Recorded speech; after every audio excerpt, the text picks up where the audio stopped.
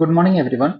അപ്പൊ നമ്മുടെ ഇന്നത്തെ ഈ ഒരു സെഷൻ എന്ന് പറയുന്നത് കെ എസ് ആങ്കറിന്റെ ഈ ഒരു സെഷൻ എന്ന് പറയുന്നത് ഇപ്പൊ നമ്മുടെ ഏതൊരു സബ്ജക്റ്റ് ആയാലും കെ എസ് നിങ്ങൾ പഠിച്ചു തുടങ്ങുന്ന സമയത്ത് നിങ്ങളുടെ ഫസ്റ്റ് പ്രിഫറൻസ് എന്ന് പറയുന്നത് രണ്ട് കാര്യങ്ങളാണ്. ഇപ്പൊ ഏത് സബ്ജക്ട് നിങ്ങൾ പഠിക്കാൻ പോകണം. ഇപ്പൊ സെവർ എക്സാമിൽ നമ്മൾ ഇന്ന് നോക്കാൻ പോകുന്നത് പൊളിറ്റിയാണ്. ഇപ്പൊ പൊളിറ്റി നിങ്ങൾ പഠിക്കാൻ തുടങ്ങുന്ന സമയത്ത് നിങ്ങൾ ഇമ്പോർട്ടന്റ്ലി നോക്കേണ്ടത്, പലരും റെഫറൻസ് ബുക്കുകളൊക്കെ നോക്കാൻ വേണ്ടിയിട്ടായിരിക്കും ആദ്യം തന്നെ പോകുന്നത്. പക്ഷെ അതല്ല നിങ്ങൾ ചെയ്യേണ്ടത്.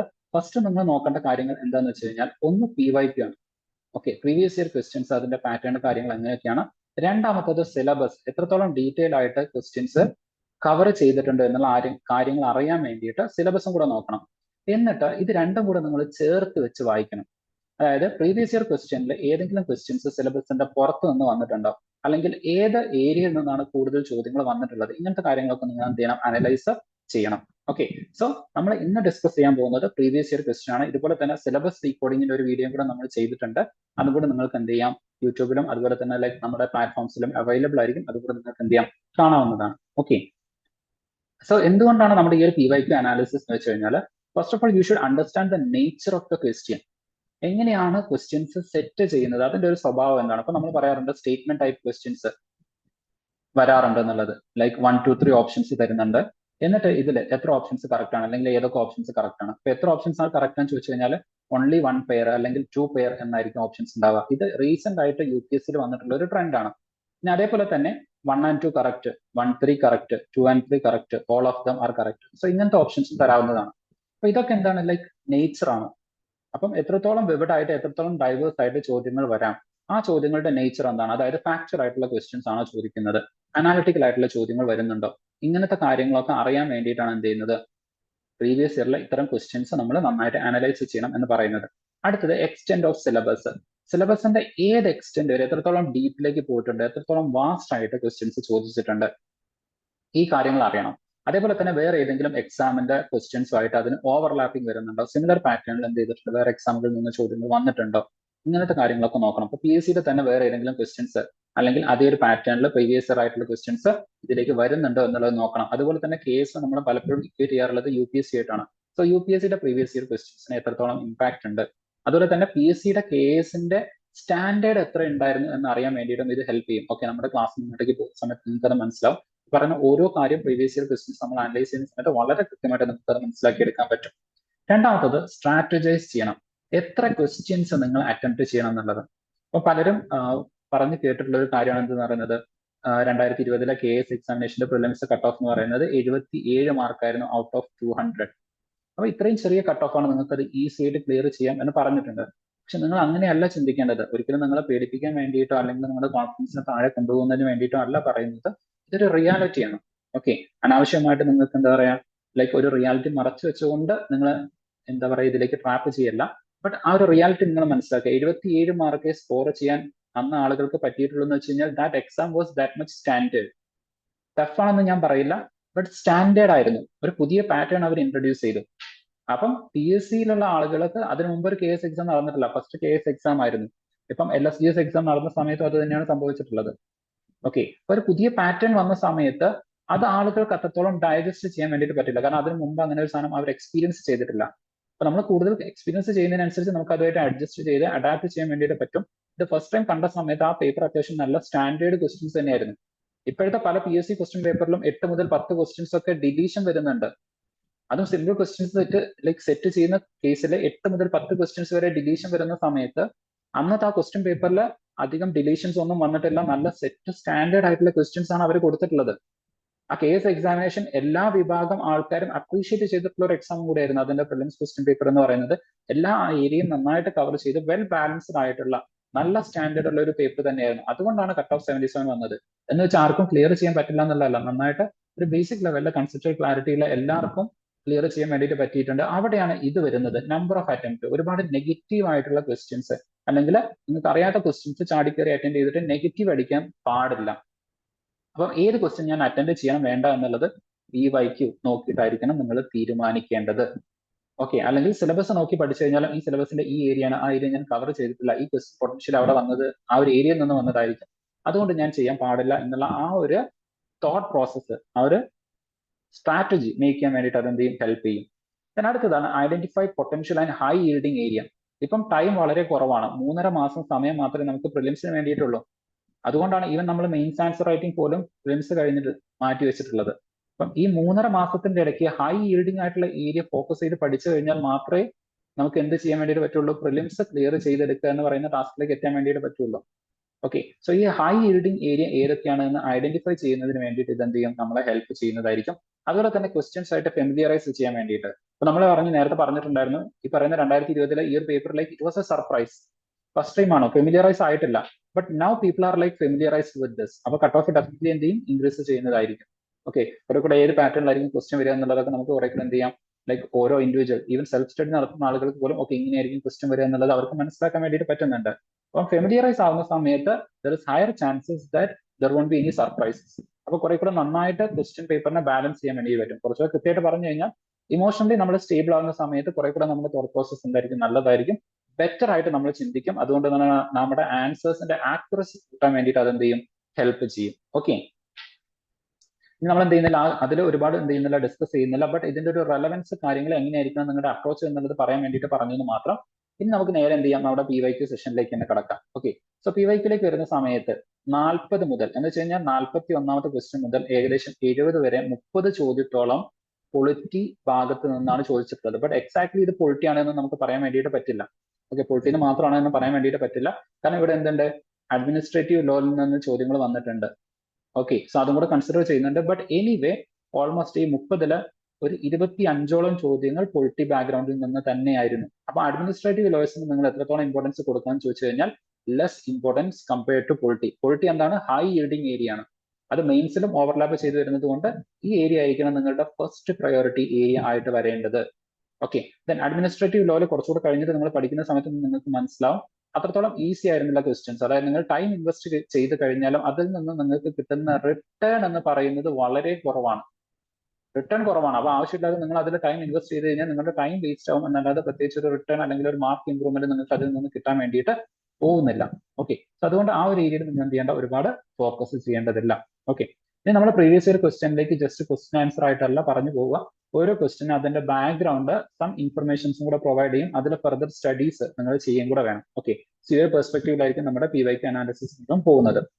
ഓക്കെ, സോ ഫസ്റ്റ് ക്വസ്റ്റ്യൻ എന്ന് പറയുന്നത് which one of the following statement about private bill in the Indian parliament is not correct. Okay, ഇതുപോലത്തെ നോട്ട് ഇങ്ങനത്തെ സ്റ്റേറ്റ്മെന്റ്സ് ഉണ്ടെങ്കിൽ എക്സ്ട്രീം സ്റ്റേറ്റ്മെന്റ്സ്, അതുപോലെ തന്നെ ലൈക്ക് നെഗേഷൻ സ്റ്റേറ്റ്മെന്റ്സ് അല്ലെങ്കിൽ നെഗറ്റീവ് സ്റ്റേറ്റ്മെന്റ്സ്, നോട്ട് ഇങ്ങനത്തെ കാര്യങ്ങളൊക്കെ നിങ്ങൾ ഫസ്റ്റ് തന്നെ ലൈക്ക് ബബിൾ ചെയ്ത് അല്ലെങ്കിൽ അത് ഇതുപോലെ എന്ത് ചെയ്യണം, അണ്ടർലൈൻ ചെയ്തിട്ടൊക്കെ വെക്കണം, അല്ലെങ്കിൽ റൗണ്ട് ചെയ്തിട്ട് നിങ്ങൾ എന്ത് ചെയ്യണം, വെക്കണം. കാരണം അത് മിസ് ചെയ്ത് പോകാൻ വേണ്ടിയിട്ട് പറ്റില്ല. കാരണം ഒരുപാട് ചോദ്യങ്ങൾ ഇതുപോലെ നോട്ട് കറക്റ്റ് ആയിട്ട് എന്ത് ചെയ്തിട്ടുണ്ട്, ഈ പേപ്പറിൽ ചോദിച്ചിട്ടുണ്ട്. ഓക്കെ, സോ ഇവിടെ നോക്കുക, ഈ ഒരു ഏരിയ വന്നിട്ടുള്ളത് ഇന്ത്യൻ പാർലമെന്റുമായിട്ട് ബന്ധപ്പെട്ടിട്ടാണ്. സോ പാർലമെന്റായിട്ട് ഓൾറെഡി ഒരു ചോദ്യം വന്നിരിക്കുന്നത് പ്രൈവറ്റ് മെമ്പേഴ്സിന്റെ ബില്ലുമായിട്ട് ബന്ധപ്പെട്ടിട്ടാണ്. അപ്പൊ പാർലമെന്റിൽ 2 ടൈപ്പ് ഓഫ് ബില്ല് നിങ്ങൾ മനസ്സിലാക്കുക. ഒന്ന് പ്രൈവറ്റ് മെമ്പർ ബില്ലുണ്ട്, അതുപോലെ തന്നെ പബ്ലിക് അല്ലെങ്കിൽ ഗവൺമെന്റ് ബില്ലുണ്ട്. ഗവൺമെന്റ് ബില്ല് എന്ന് പറയുന്നത് മോസ്റ്റ്ലി മിനിസ്റ്റേഴ്സ് ആയിരിക്കും. മോസ്റ്റ്ലി നല്ല like it is presented by ministers ആണ്. പ്രൈവറ്റ് ബിൽ എന്ന് പറയുന്നത് എനി അതർ MP ആണ്. Any other MP. ഇത്തരത്തില് വേറെ ഏതെങ്കിലും ഒരു MP പ്രസന്റ് ചെയ്യുന്നതിനാണ് നമ്മൾ പ്രൈവറ്റ് മെമ്പർ ബിൽ എന്ന് പറയുന്നത്. ഗവൺമെന്റ് പ്രസന്റ് ചെയ്യുന്നതിന് നമ്മൾ ഗവൺമെന്റ് ബില്ലുകൾ എന്നാണ് പറയാറുള്ളത്. ഓക്കെ, ഈ ഒരു ഇൻഫർമേഷൻ വെക്കാം. ഇനി നമുക്ക് ബാക്കി ഓരോ സ്റ്റേറ്റ്മെന്റ്സ് നോക്കാം. It is introduced by any member of parliament other than minister. അപ്പൊ ശരിയാണോ? യെസ്, ശരിയാണ്. അത് മാർക്ക് ചെയ്യാം. Its drafting is the responsibility of the member concern. ആണ്. കാരണം ഈ പറയുന്ന പബ്ലിക് ബില്ല് ഇത് മിനിസ്റ്റർ ആണ് എന്നുണ്ടെങ്കിൽ മിനിസ്റ്ററിനെ ഹെൽപ്പ് ചെയ്യാൻ വേണ്ടിയിട്ട് ആരൊക്കെ ഉണ്ടായിരിക്കും, ലൈക്ക് പേഴ്സണൽ അസിസ്റ്റന്റ്, അതുപോലെ തന്നെ ഒരു NDA ഡിപ്പാർട്ട്മെന്റ് അവിടെ ഉണ്ടായിരിക്കും. അപ്പം ആരായിരിക്കും ഈ ബില്ല് ഡ്രാഫ്റ്റ് ചെയ്യുന്നത്? അത് ആ ഡിപ്പാർട്ട്മെന്റ്, കൺസേൺ ഡിപ്പാർട്ട്മെന്റ് ആയിരിക്കും. ബട്ട് പ്രൈവറ്റ് മെമ്പർ ബില്ലിലേക്ക് വരുന്ന സമയത്ത് ഇൻഡിവിജ്വൽ മെമ്പർ ആയിരിക്കും ഇതെന്ത് ചെയ്യുന്നത്, ഡ്രാഫ്റ്റ് ചെയ്യുന്നത്. ഇനി അടുത്തത്, its rejection by house has no implication on the parliamentary confidence in the government. Definitely ആണ്. കാരണം പ്രൈവറ്റ് മെമ്പർ ആണ്, മിനിസ്റ്റർ അല്ല അത് കൊണ്ടുവരുന്നത്. അപ്പം ഒരാൾ കൊണ്ടുവന്നു കഴിഞ്ഞാൽ അതിന് ഗവൺമെന്റിന് മുകളിലേക്ക് ആ റെസ്പോൺസിബിലിറ്റി വെക്കാൻ വേണ്ടിയിട്ട് പറ്റില്ല. But at the same time for example like money bill. Okay, money bill introduce ചെയ്തു, like any ministry, for example like finance ministry.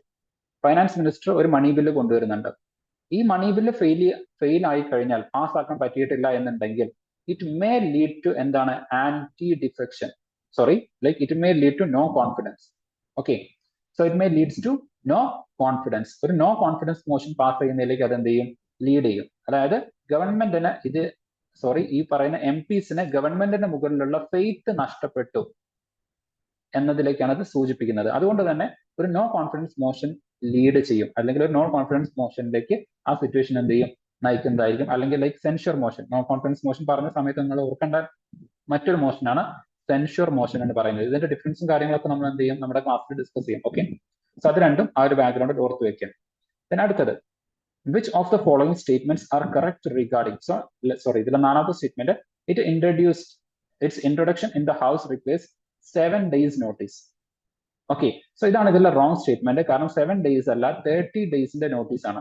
So ഒരു നോർമൽ ബില്ലിന്റെ ഒക്കെ കേസിലാണ് സാധാരണ 7 days പറയാറുള്ളത്. എന്ന് വെച്ച് കഴിഞ്ഞാൽ മിനിസ്റ്റേഴ്സിന്റെ ഒക്കെ ബില്ലിനാണ് സാധാരണ നോർമൽ 7 days ഒക്കെ പറയാറുള്ളത്. പ്രൈവറ്റ് മെമ്പർ ബില്ലിന്റെ കേസിൽ അത് 30 days ആണ്. ഓക്കെ, പിന്നെ ഇത് എന്നാണ് പ്രസന്റ് ചെയ്യുക എന്നുള്ളൊരു ചോദ്യം ഉണ്ടാവും. അത് ഫ്രൈഡേ ആഫ്റ്റർനൂൺ ആണ്. ഓക്കെ, ഫ്രൈഡേ ആഫ്റ്റർനൂൺ ആണ് ഇത് പ്രസന്റ് ചെയ്യാറുള്ളത്. ആ ഒരു ഇൻഫർമേഷൻ കൂടെ ഇതിന്റെ കൂടെ എന്ത് ചെയ്യണം, ഓർത്ത് വെക്കണം. അപ്പൊ നിങ്ങൾ പ്രീവിയസ് ഇയർ ക്വസ്റ്റ്യൻ നോക്കുന്ന സമയത്ത് ഈ പ്രൈവറ്റ് മെമ്പർ ബില്ലുമായിട്ട് ബന്ധപ്പെട്ട് വരുന്ന ആ ടൈപ്സ് ഓഫ് ബില്ലിലെ എല്ലാ ക്വസ്റ്റ്യൻസും നിങ്ങൾ അഡ്രസ് ചെയ്യണം. അപ്പം ബില്ലുകളിൽ ഏതൊക്കെ വരുന്നുണ്ട്, ഫൈനാൻസ് ബില്ല് വരാം, മണി ബില്ല് വരുന്നുണ്ടായിരിക്കും, അതുപോലെ തന്നെ കോൺസ്റ്റിറ്റ്യൂഷൻ അമെന്റ്മെന്റ് ബില്ലുകൾ വരുന്നുണ്ടായിരിക്കും.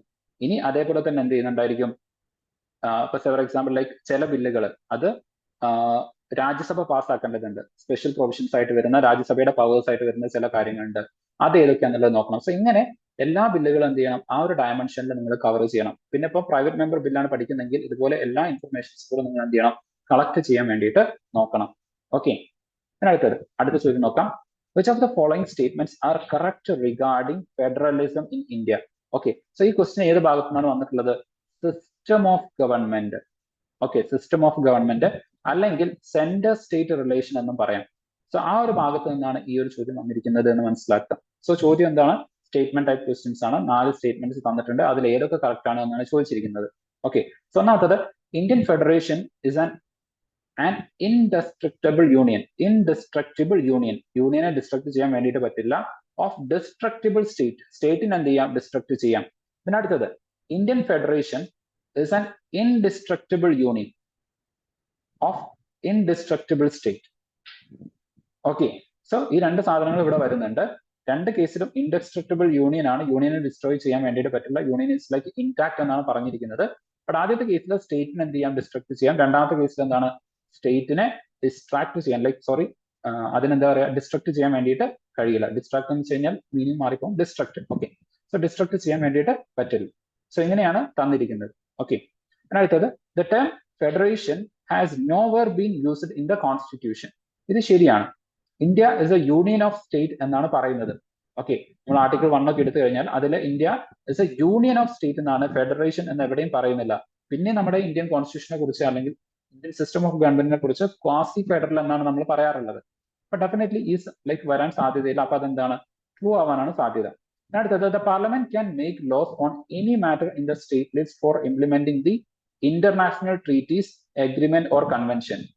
ഓക്കെ, സോ ഈ പറയുന്ന ആർട്ടിക്കിൾ 249, അതുപോലെ തന്നെ എന്താ പറയുക ആർട്ടിക്കിൾ 251, ഈ ഏരിയാസ് ഒക്കെ എന്താണ്, പാർലമെന്റിന് ചില പ്രത്യേക സാഹചര്യങ്ങളിൽ സ്റ്റേറ്റ് ഗവൺമെന്റിന്റെ മുകളിൽ എന്ത് ചെയ്യാം, നിയമങ്ങൾ നിർമ്മിക്കാം. അതിൽ ഒരു കണ്ടീഷനാണ് ഇന്റർനാഷണൽ ട്രീറ്റീസ് ഇംപ്ലിമെന്റ് ചെയ്യാൻ വേണ്ടിയിട്ട്.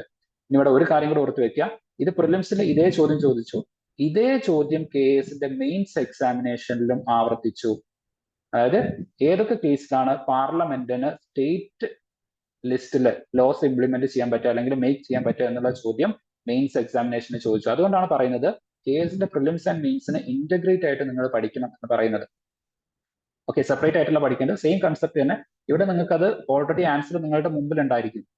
ബട്ട് മെയിൻസ് ആൻസറിൽ നിങ്ങൾ എന്ത് ചെയ്യണം, ഇത് റീകളക്ട് ചെയ്തിട്ട് എഴുതി വെക്കണം. ആ ഒരു ഡിഫറൻസ് ആണ് വരുന്നത്. സോ ഈ സ്റ്റേറ്റ്മെന്റ് കറക്റ്റ് ആണ്, ഈ സ്റ്റേറ്റ്മെന്റ് കറക്റ്റ് ആണ്, 3 and 4 കറക്റ്റ് ആണ്. സോ അപ്പൊ തന്നെ ഏതൊക്കെ നിങ്ങൾക്ക് ക്യാൻസൽ ചെയ്യാം, ഇതും ക്യാൻസൽ ചെയ്യാം. ഇനി ആദ്യത്തെ ഇത് രണ്ടിൽ ഏതാണ് എന്നുള്ളതാണ്. ഇപ്പൊ നമുക്കറിയാം, സിമ്പിൾ ആയിട്ട് ആന്ധ്രാപ്രദേശിനെ ഡിവൈഡ് ചെയ്തിട്ടാണ് പിന്നീട് എന്ത് ഫോം ചെയ്തിട്ടുള്ളത്, ആന്ധ്രാപ്രദേശ് ആൻഡ് തെലങ്കാന ഫോം ചെയ്തിട്ടുള്ളത്. അപ്പൊ ആന്ധ്രാപ്രദേശിന് എന്ത് ചെയ്തിട്ടുണ്ട്, ഡിസ്ട്രക്ട് ചെയ്യല്ലേ ചെയ്തത്. ഒരു ലാർജർ ആന്ധ്രാപ്രദേശിനെ ഡിവൈഡ് ചെയ്ത് സ്മോളർ ആന്ധ്രാപ്രദേശ് ആക്കി. എന്ന് വെച്ച് കഴിഞ്ഞാൽ States are like ഡിസ്ട്രക്റ്റിബിൾ. Okay, so ഒന്നാമത്തെ സ്റ്റേറ്റ്മെന്റ് ആണ് correct. So answer is A. Okay, so ഇങ്ങനെയാണ് നിങ്ങൾ എന്ത് ചെയ്യേണ്ടത്, ആൻസറിലേക്ക് എത്തേണ്ടത്. ഓക്കെ, ഇനി അടുത്ത ചോദ്യം നോക്കാം. Considering different schedules in the constitution, which of the following pairs are correctly matched? ആദ്യം 5th ഷെഡ്യൂൾ ആണ് തന്നിരിക്കുന്നത്. Provisions relating to the administration and control of the scheduled areas and scheduled tribes ആണ്. നമുക്കറിയാം അഞ്ചും ആറും ഷെഡ്യൂൾ നമ്മൾ ഒരുമിച്ച് പഠിക്കാറുള്ളതാണ്. 5ഉം 6ഉം schedule അത് ട്രൈബൽസ് ആയിട്ട് ബന്ധപ്പെട്ടിട്ടുള്ളതാണ്.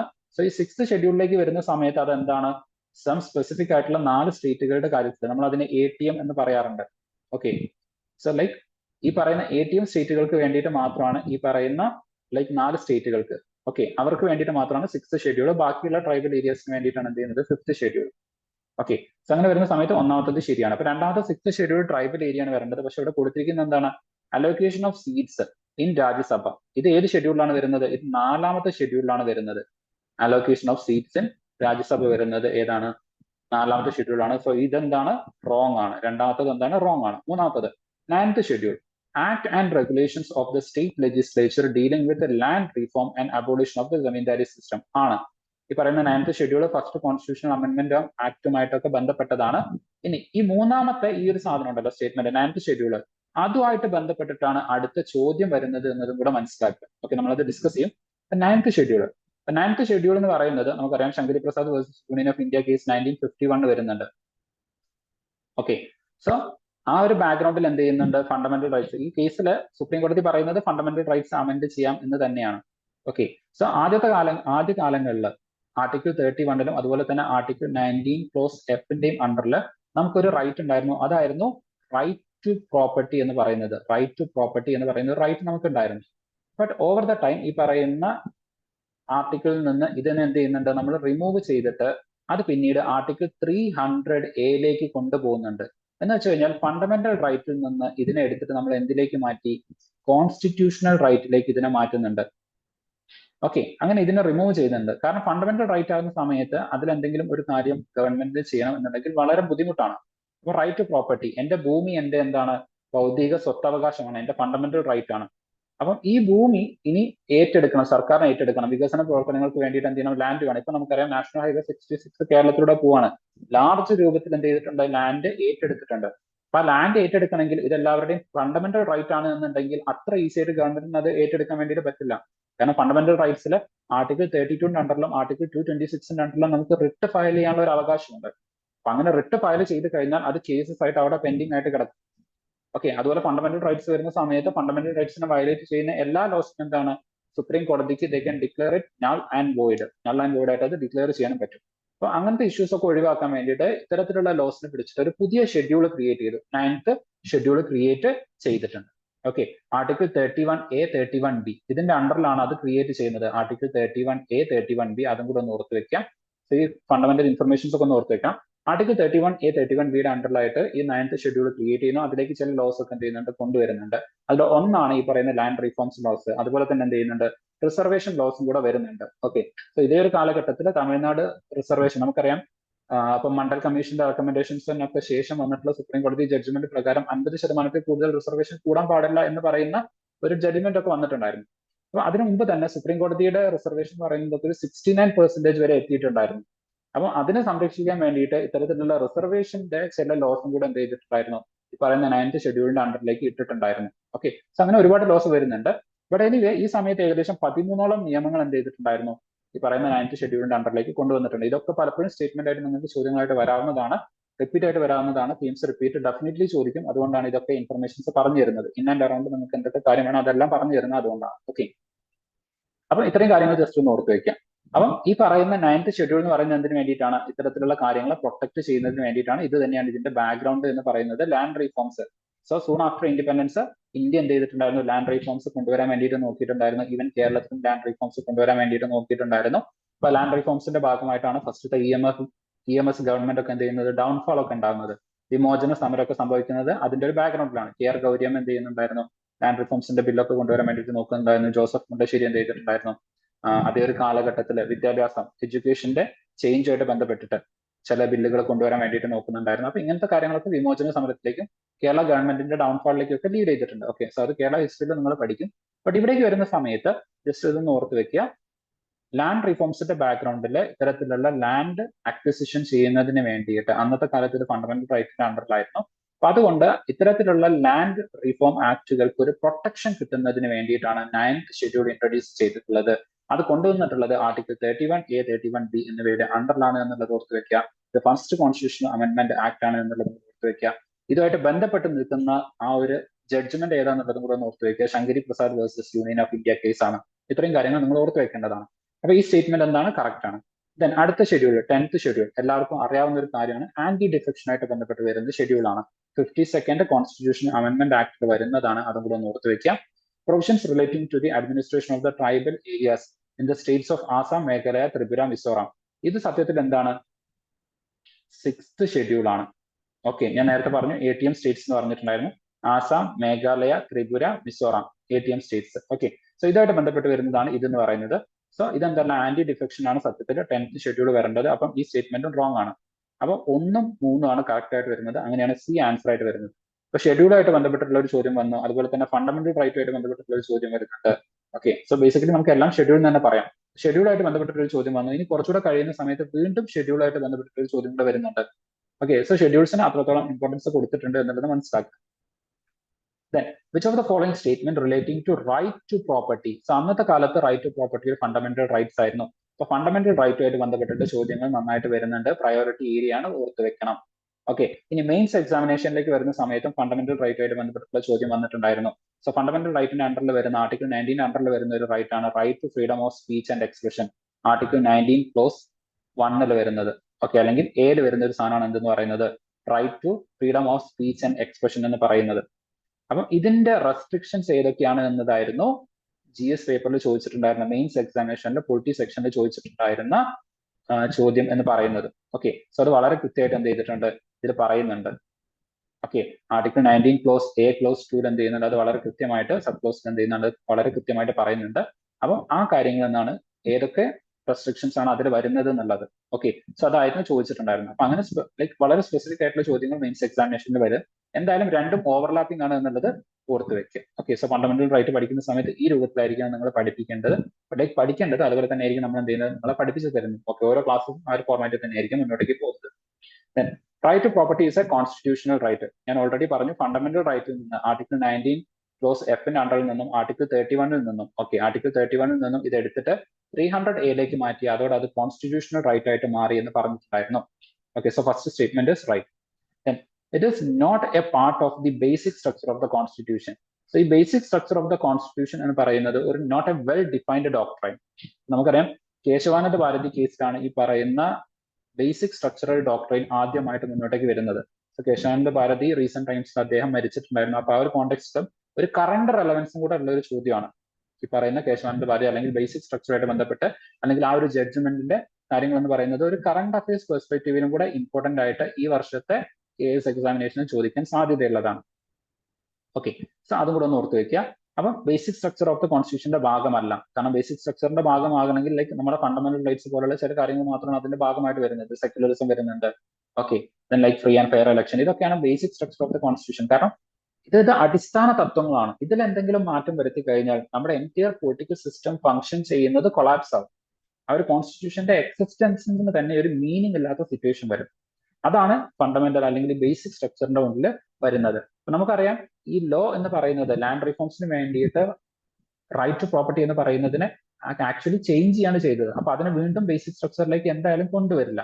അപ്പൊ അങ്ങനെ വരുന്ന സമയത്ത് ഈ സ്റ്റേറ്റ്മെന്റ് എന്താണ്? കറക്റ്റ് ആണ്. ഓക്കെ, ദെൻ അടുത്തത് ഇവിടെ നോക്കുക, ചോദിച്ചിരിക്കുന്നത് നോട്ട് കറക്റ്റ് ആണ്. ഓക്കെ, നിങ്ങൾ മാർക്ക് ചെയ്യാൻ വിട്ടുപോരുത്. ഇതുപോലെ നോട്ട് വരുന്ന സമയത്ത് വളരെ കറക്റ്റ് ആയിട്ട് അത് മാർക്ക് ചെയ്തിട്ടുണ്ടാവണം. Then it protect private property against executive action but not against legislative action. ഇത് കറക്റ്റ് ആണ്. ഓക്കെ, അതായത് എക്സിക്യൂട്ടീവ് ആർബിട്രറി ആക്ഷൻസ് ഒരു ഗവൺമെന്റ് അത് ഒറ്റയടിക്കാൻ ഏറ്റെടുക്കുകയാണ് ഒരു ബില്ല് പാസ്സാക്കാതെ. ഓക്കെ, ഒരു മിനിസ്റ്റർക്ക് തോന്നുകയാണ് ആ മിനിസ്റ്റർ ഒറ്റയടിക്ക് അത് ഏറ്റെടുക്കാൻ നോക്കിക്കഴിഞ്ഞാൽ അതിനെതിരെ നമുക്ക് എന്ത് ചെയ്യാം? സുപ്രീം കോടതിയിലേക്ക് പോവാം. ഓക്കെ, സോറി, ഡയറക്റ്റ് സുപ്രീം കോടതിയിലേക്ക് പോകാൻ പറ്റില്ല കാരണം ഫണ്ടമെന്റൽ റൈറ്റ് അല്ല.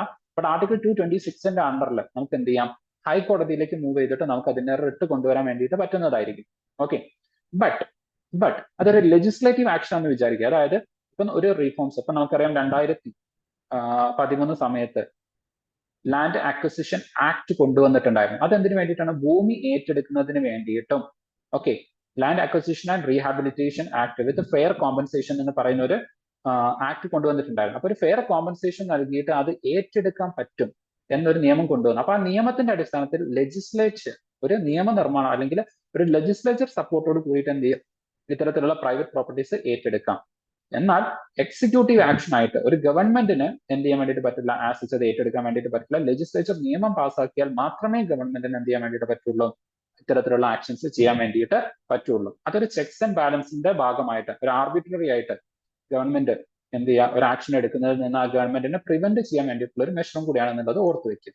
ഓക്കെ, അടുത്തത് ഓർത്ത് അടുത്ത സ്റ്റേറ്റ്മെന്റ് ഇറ്റ് പ്രൊട്ടക്ട്. സോ ഇത് നമ്മൾ നോക്കി, ഇത് എന്താണ് ശരിയാന്നുള്ളത് നമുക്ക് മനസ്സിലായി. ഓക്കെ, ഇതിനടുത്തത് in case of violation the aggrieved person cannot move high court under article 226. ഇതാണ് ഞാൻ പറഞ്ഞത്, നമുക്ക് മൂവ് ചെയ്യാം, കാരണം അത് കോൺസ്റ്റിറ്റ്യൂഷണൽ റൈറ്റ് ആണ്.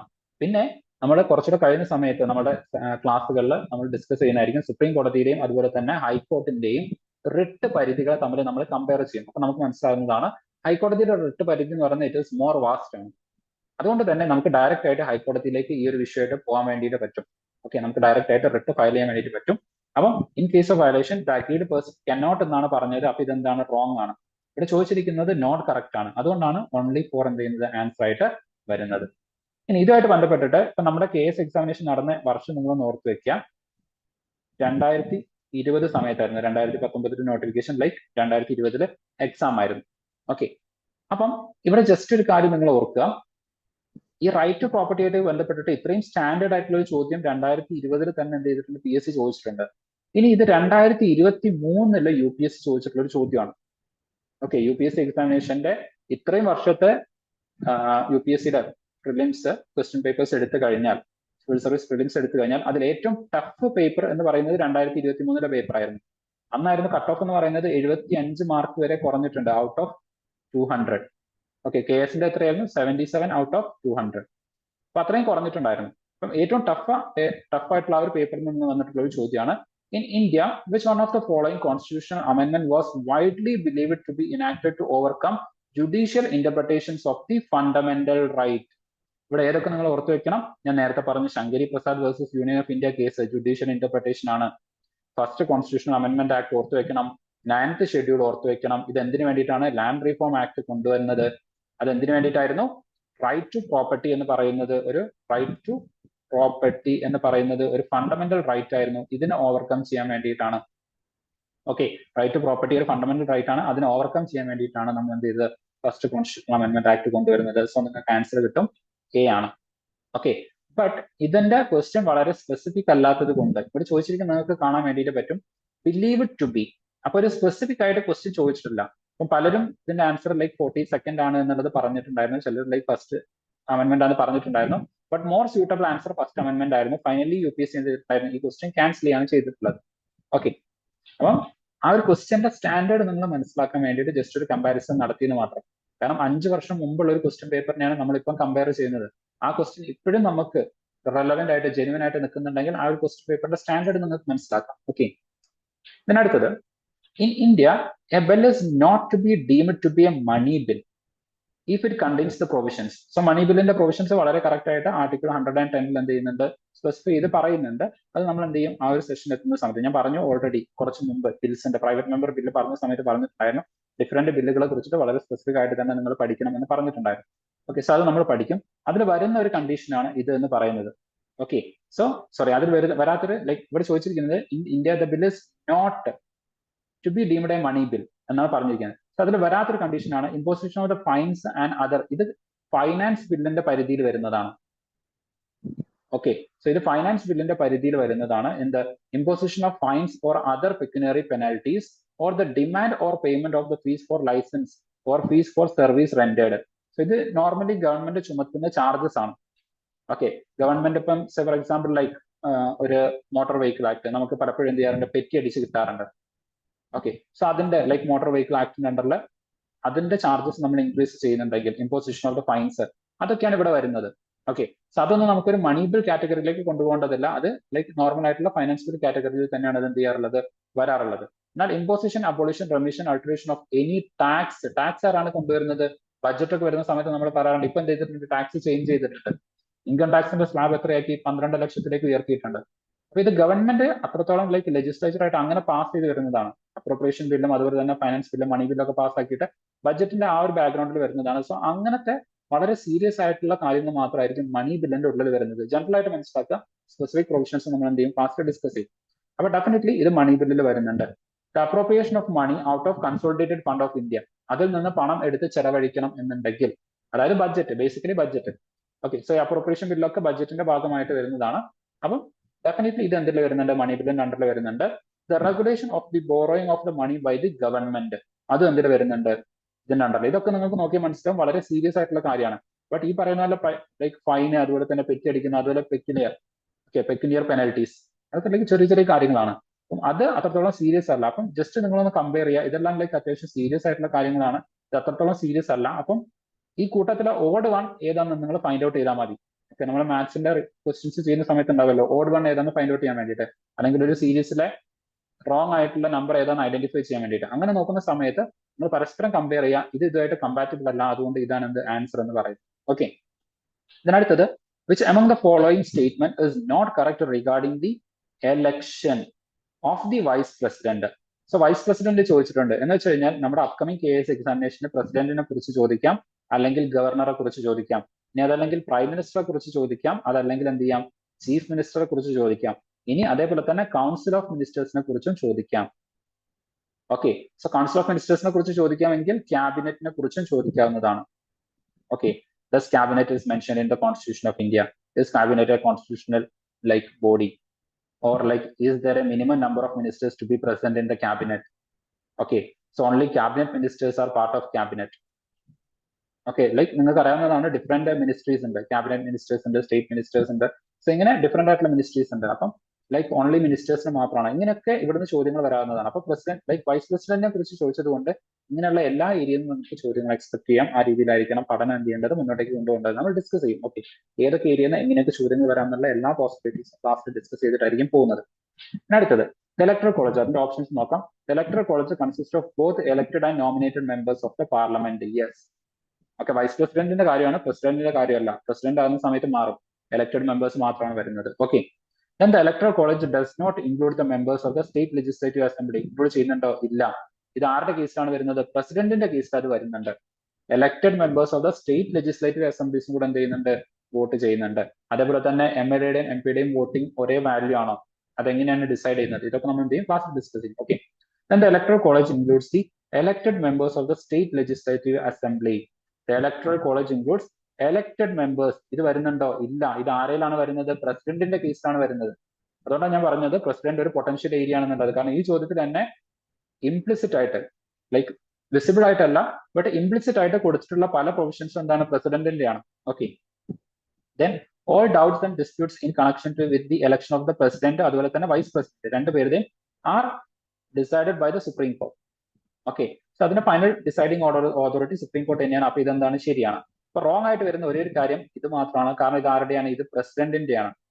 Okay, elected members of the legislative assembly എന്ന് പറയുന്നത് പ്രസിഡന്റിന്റെ ആണ്. ഓക്കെ, സോ നിങ്ങൾക്ക് ആ ഒരു കൺസെപ്റ്റ് കാര്യം കിട്ടിയിട്ടുണ്ടെന്ന് മനസ്സിലാക്കുന്നു. ഞാൻ അടുത്ത ചോദ്യം നോക്കാം. കുറച്ചുകൂടെ കഴിയുന്ന സമയത്ത് നമ്മുടെ അഡ്മിനിസ്ട്രേറ്റീവ് ലോന്റെ ആ ഒരു ഭാഗത്തേക്ക് എത്തുന്ന സമയത്ത് നിങ്ങൾക്ക് കുറച്ചുകൂടെ എന്താ പറയാ, ലൈക്ക് കുറെ കൂടെ റെലവെന്റ് ആയിട്ട് ഒരു ഇൻസൈറ്റ്സ് കാര്യങ്ങളൊക്കെ കിട്ടുന്നതായിരിക്കും. Okay, so do watch till the end. Then, which one among the following is added to the fundamental duties through 86th Constitutional Amendment Act? So, ഇതേ സാധനം ചിലപ്പോൾ മെയിൻസ് എക്സാമിനേഷന് ചോദിക്കാം. 86th Amendment Act and 86th Amendment Actലൂടെ add ചെയ്തിട്ടുള്ള fundamental duties ഏതൊക്കെയാണെന്നുള്ളത്. Which are the fundamental duties added into the Constitution under the 86th Constitutional Amendment Act or by the 86th Constitutional Amendment Act? ഇങ്ങനെ വരാവുന്നതാണ്. Okay, so ഇങ്ങനെ ചോദ്യങ്ങൾ വരാവുന്നതാണ്.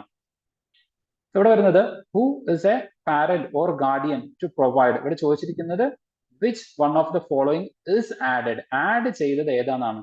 Okay, so first who is a parent or guardian to provide opportunities for education to his child or as the case may be ward between the age of 6 to 14 years of age. Simple ആയിട്ട് പറഞ്ഞു കഴിഞ്ഞാൽ 6 മുതൽ 14 വയസ്സ് വരെയുള്ള education ആ ഒരു ചിൽഡ്രന് കൊടുക്കാനുള്ള basic responsibility ആരുടെ മുകളിലേക്ക് വെക്കുകയാണ്? It is the fundamental duty of the parents അല്ലെങ്കിൽ ഗാർഡിയൻസിനാണ് എന്ന് പറയുന്നതാണ് ഈ ഒരു ലോ എന്ന് പറയുന്നത്.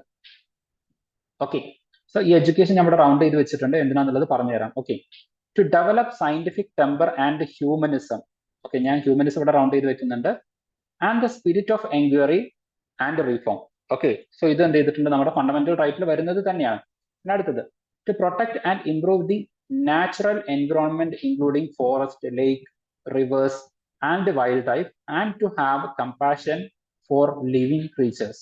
Okay, so like environment പറയുന്ന സമയത്ത് ഓട്ടോമാറ്റിക്കലി നമ്മുടെ മൈൻഡിലേക്ക് വരുന്ന ഒരു സാധനമാണ് എന്തെന്ന് പറയുന്നത് എക്കോളജി. എൻവിറോൺമെന്റ് ആൻഡ് എക്കോളജി എന്നല്ല നമ്മൾ പറയാറുള്ളത്. ഓക്കെ, എൻവിറോൺമെന്റ് ആൻഡ് എക്കോളജി എന്നാണ് നമ്മൾ എന്ത് ചെയ്യാറുള്ളത്, പറയാറുള്ളത്. അപ്പം എക്കോളജിയാണ് ഞാൻ ഇവിടെ വട്ടിട്ട് വെക്കുന്നത്. Okay, then to safeguard public property and abjure violence. So എന്ന് വെച്ച് കഴിഞ്ഞാൽ പബ്ലിക്കിന്റെ മുകളിലേക്ക് ആക്രമണങ്ങളൊന്നും ചെയ്യാതെ മാറി നിൽക്കണം. സോ ഞാൻ ഇവിടെ വട്ടിട്ട് വെക്കുന്നത് പബ്ലിക് ആണ്. ഓക്കെ, സോ ഇത്രയാണ് ഇതിലേക്ക് ഞാൻ വട്ടിട്ട് വെച്ചിട്ടുള്ള കാര്യങ്ങൾ എന്ന് പറയുന്നത്. ഇനി ഈ പറയുന്ന ഫണ്ടമെന്റൽ ഡ്യൂട്ടീസ് ഏതൊക്കെയാണ് എന്നുള്ളത് നിങ്ങൾ പഠിച്ചു വെക്കണം. ഓക്കെ, ബേസിക് ആയിട്ട് പഠിച്ചു വെക്കണം. ഈഫ് പോസിബിൾ ഏത് ആർട്ടിക്കിളിന്റെ അണ്ടറിലാണ് എന്നുള്ളത് നിങ്ങൾ ഓർത്ത് വെക്കണം. ഇപ്പൊ ജനറൽ ആയിട്ട് നമ്മൾ പറയാറുണ്ട് ഫണ്ടമെന്റൽ ഡ്യൂട്ടീസ് എല്ലാം വരുന്നത് 51ന്റെ അണ്ടറിലാണ് എന്ന് പറയാറുണ്ട്. ആർട്ടിക്കിൾ 51ലാണ് എന്ത് ചെയ്യാറുള്ളത്, ഈ പറയുന്ന ഫണ്ടമെന്റൽ ഡ്യൂട്ടീസ് നമ്മൾ എന്ത് ചെയ്യാറുള്ളത്, ഇൻക്ലൂഡ് ചെയ്യാറുള്ളത്. ഓക്കെ, സോ ഇതിന്റെ അണ്ടറിൽ ഏതൊക്കെ സാധനങ്ങൾ വരുന്നുണ്ട് എന്നുള്ളത് ജസ്റ്റ് ഒന്ന് ഓർത്ത് വെക്കണം. ഓക്കെ, സോ ആർട്ടിക്കിൾ 51 ഇതിന്റെ അണ്ടറിൽ ഏതൊക്കെ കാര്യങ്ങളാണ് ഫണ്ടമെന്റൽ ഡ്യൂട്ടീസിൽ വരുന്നത് എന്നുള്ളത് ജസ്റ്റ് ഒന്ന് ഓർത്ത് വെക്കണം. സോ ഇതില് ഫസ്റ്റ് ഞാൻ ഇവിടെ റൗണ്ട് എഴുതിയത് എഡ്യൂക്കേഷൻ ആണ്. എഡ്യൂക്കേഷൻ ഇവിടെ ക എന്ന് വരുന്നുണ്ട്. ഓക്കെ, എഡ്യൂക്കേഷൻ, അതിന് കെ അല്ലെ, എഡ്യൂക്കേഷൻ കെ. ദെൻ ഹ്യൂമനിസം, ഹ്യൂമനിസത്തിൽ എന്ത് വരുന്നുണ്ട്, എച്ച് വരുന്നുണ്ട്. Okay, this is H. Then ecology, എക്കോളജിയിൽ എന്ത് വരുന്നുണ്ട്, ജി വരുന്നുണ്ട്. ഓക്കെ, ദെൻ പബ്ലിക്, പബ്ലിക്കില് ഐ വരുന്നുണ്ട്. ഓക്കെ, ഐ വരുന്നുണ്ട്. അപ്പൊ നമ്മൾ നോക്കുന്ന സമയത്ത് ഓക്കെ, സോ ഇവിടെ നമ്മൾ ജസ്റ്റ് ഈ കാര്യങ്ങൾ നോക്കുകയാണ് എന്നുണ്ടെങ്കിൽ